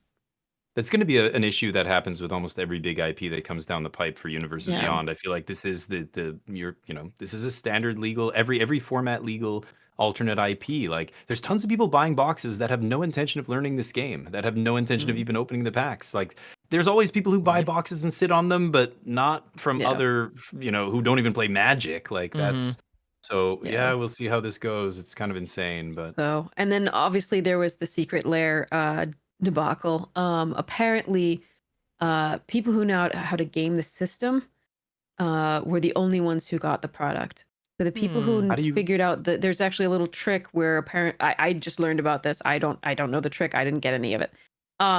But you could get in line essentially 10 minutes before it started in this one trick. And actually and add a new card at the time of, and then you were those people only were the ones that were able to get the product.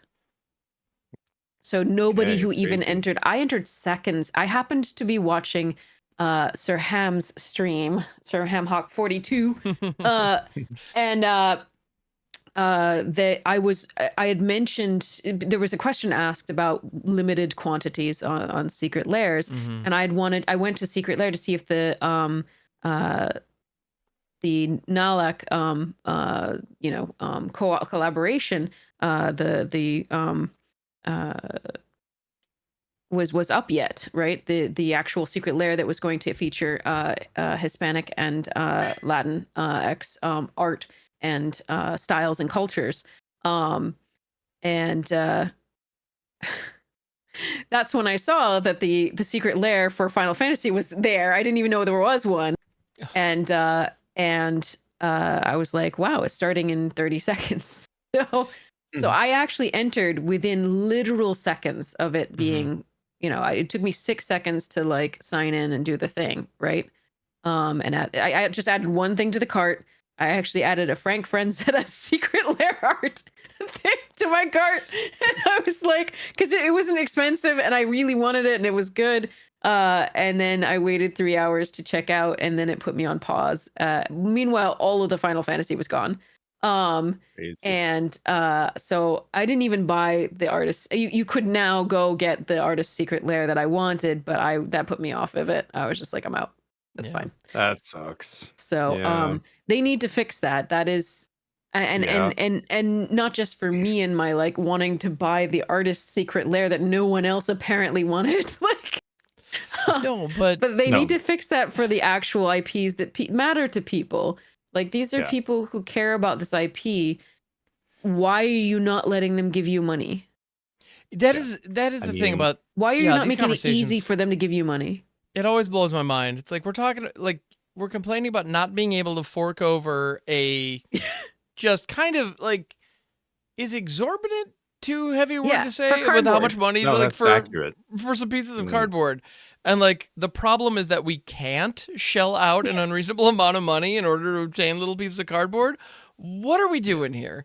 This is that's And I read an insane. article about pardon me. I read an article like skimmed it really that was saying that they're creating a fear of missing out hype Mhm. like instant Which God, impulse buy that's so situation wherein people will spend more than they actually have or can afford just because they're so worried they won't be able to get it. So if they get into that cart, if they actually get the chance to buy it, they'll buy the max allotted value, the max allotted quantity. Sorry.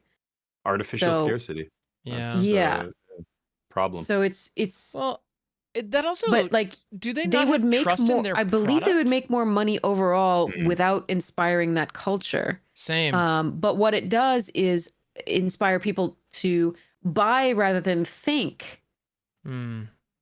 about, okay, can I afford this, or is it worth that price? Yeah. So they're creating that kind of culture as opposed to, people who can take time to consider. Yeah. Think before And you I buy. think, yeah, exactly, because the secret layer comes up and you don't even know which cards are going to be printed in it to some degree. Yeah. So you don't know whether it's worth it. So you have to make an instant split decision and split second decision and just, Yeah. buy. It leads And to I really think that's negative what they're outcomes. doing. Yeah, Yeah. people feeling bad when they don't get what they want, and they're like, "Oh God, I felt like I had to buy this, and this isn't even," or Yeah. vice versa. Yeah, Yeah. yeah. I That needs to wish, get and the fixed. scarcity thing. And Switch 2 just came out. Oh yeah, go ahead. no, I just wanted to, Oh no, I just said yeah. when I talk about prices being crazy, like I'm not. If you find that if the amount of joy that you will receive from them and you have the disposable income, I'm not trying to yuck anybody's yum. Please enjoy what you No, no. enjoy. Yeah, Spend whatever money you sure. want on whatever toys you want. I'm not If judging things anyone make you on that. happy in The this thing that world, yeah, right? No one's the gonna, thing that I don't think anyone should poop on anybody else I just who's think it's doing absolutely no ridiculous. harm Yes, it's to just other people when they treat themselves to what they want. well, and the thing I don't understand is how come major, I don't, like, why is it that they're printing money? Like, why do we have to have these limited windows? It's ridiculous. And why is the website just so Yeah. buggy? I keep hearing about, like, it's funny during those big sales. I'm oftentimes live because I stream during the day, and the chat usually is talking about, the experience, and people, every now and then I'll get the check in of like, yeah, apparently I've got 2 hours to go, or yeah, I'm on pause. Like, I see people going through it, and it sucks. And there have now been 3 or 4 where afterwards there has turned out to be an exploit that scalpers have used. And like Yeah, that's scalpers are the problem. unacceptable. Like that Yeah. needs to get fixed. That's ridiculous. So Yeah, there should just be buy limits. Like Switch 2 is like that. They just launched. There's people lining up, and Best Buys and all these places are like, no, it's one per customer. That's it. Like to prevent that kind of stuff, right? Nintendo, yeah. I know in Japan they did a lottery system to see who could get them because the demand was through the roof, right? Wow. Something Yeah. like that. Like do a lottery system. Oh no, Do they something already like that. But they no. So this in theory, just like Deadpool, Secret Lair was a limited quantity per person. The scalpers got around it by creating multiple accounts. they just do multiple. Yeah, that's the Yeah. thing. It's got to be like IP based or something. I don't know how you would do that digitally. Yeah, but anyway, Just yeah. make it I hope. unlimited. Then the Yeah, scalpers exactly. won't scalp, like I mean, basically. Right. there's I mean, they yeah, will a there's little if the thing goes up in value over time, but like that's But not the an same degree as unlimited this. You're uh, right, and they a have so many limited issues. the notion of having a limited early fulfillment quantity, but have an unlimited if you're willing to wait. Because it's like I understand you have Yeah, printers that and seems resource fine allocation. too. But the notion of like, hey, I'm willing to spend this, and if I have to wait 6 months for you guys to print it and produce it, whatever. But like, Yeah. make it available.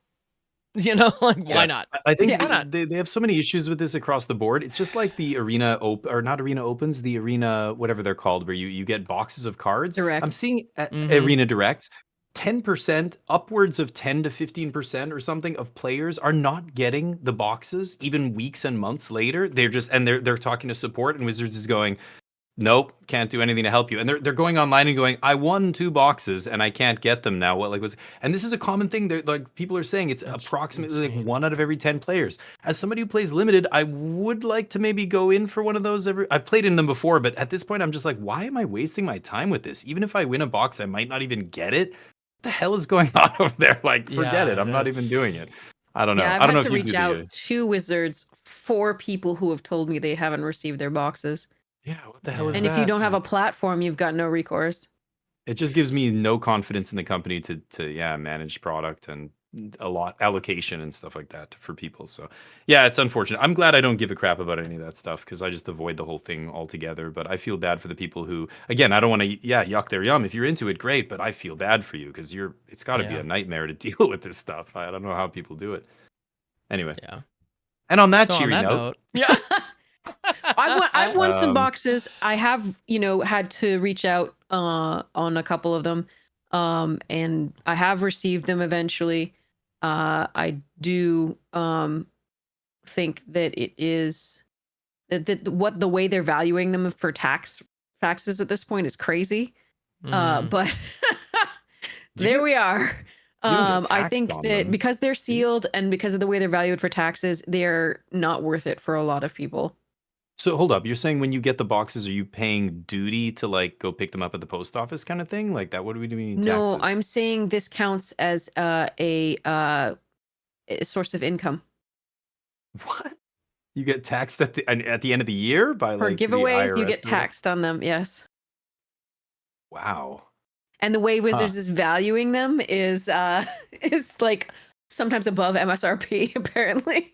What? Is bananas. I mean, in Canada, we wouldn't get taxed for stuff like that. I think in the States I don't know how the lottery rules are, but I know that in some states you get taxed on like things you win and stuff like that. I don't Mhm. know if every state's Yeah, the same. that's a Canada, you similar don't. principle, yes. But here, if I won if I won boxes, I would have to go pick them up, and the duty is insane right now because they mark them as collectibles, right? So Yeah. Right. they're in this tax bracket or this duty category that's ridiculously high. I know a lot of players ordering like commander decks and stuff right now from the States are really complaining about it. It's like Mhm. adding 50% or something to the value. Like you border because when you check out, it's like $200 for a commander deck. Then it gets to you, and it's the post office or the Canadian Post adding a $50 like charge Oh, onto God. it. It's like what? Yeah, Like it's 50 nuts. that, but you don't because when you order, it doesn't say any of this, and it's just it's becoming a gong show. Anyway. But Indeed. we've been going quite a while. Maybe we We should. have. This has All been right, yeah, a no, really let fun people go. conversation, though. Thank you Yeah. both for It was good, though. for being Yeah. available. This was lovely. I knew it was going to be a good one. Yeah. So thank you. All right. And thank you, dear listeners, for tuning in. We do really appreciate it. If you enjoy this, please like and subscribe. Also, if you're watching this on YouTube, there is an end card, and you're going to see the subscription buttons for both these lovely folks. Follow them on the places. Go drop follows. Do thank the you. things. There's more content to be seen. Do it. Indeed. All right. We'll catch you on the next one, everybody. Later. Cheers. Peace.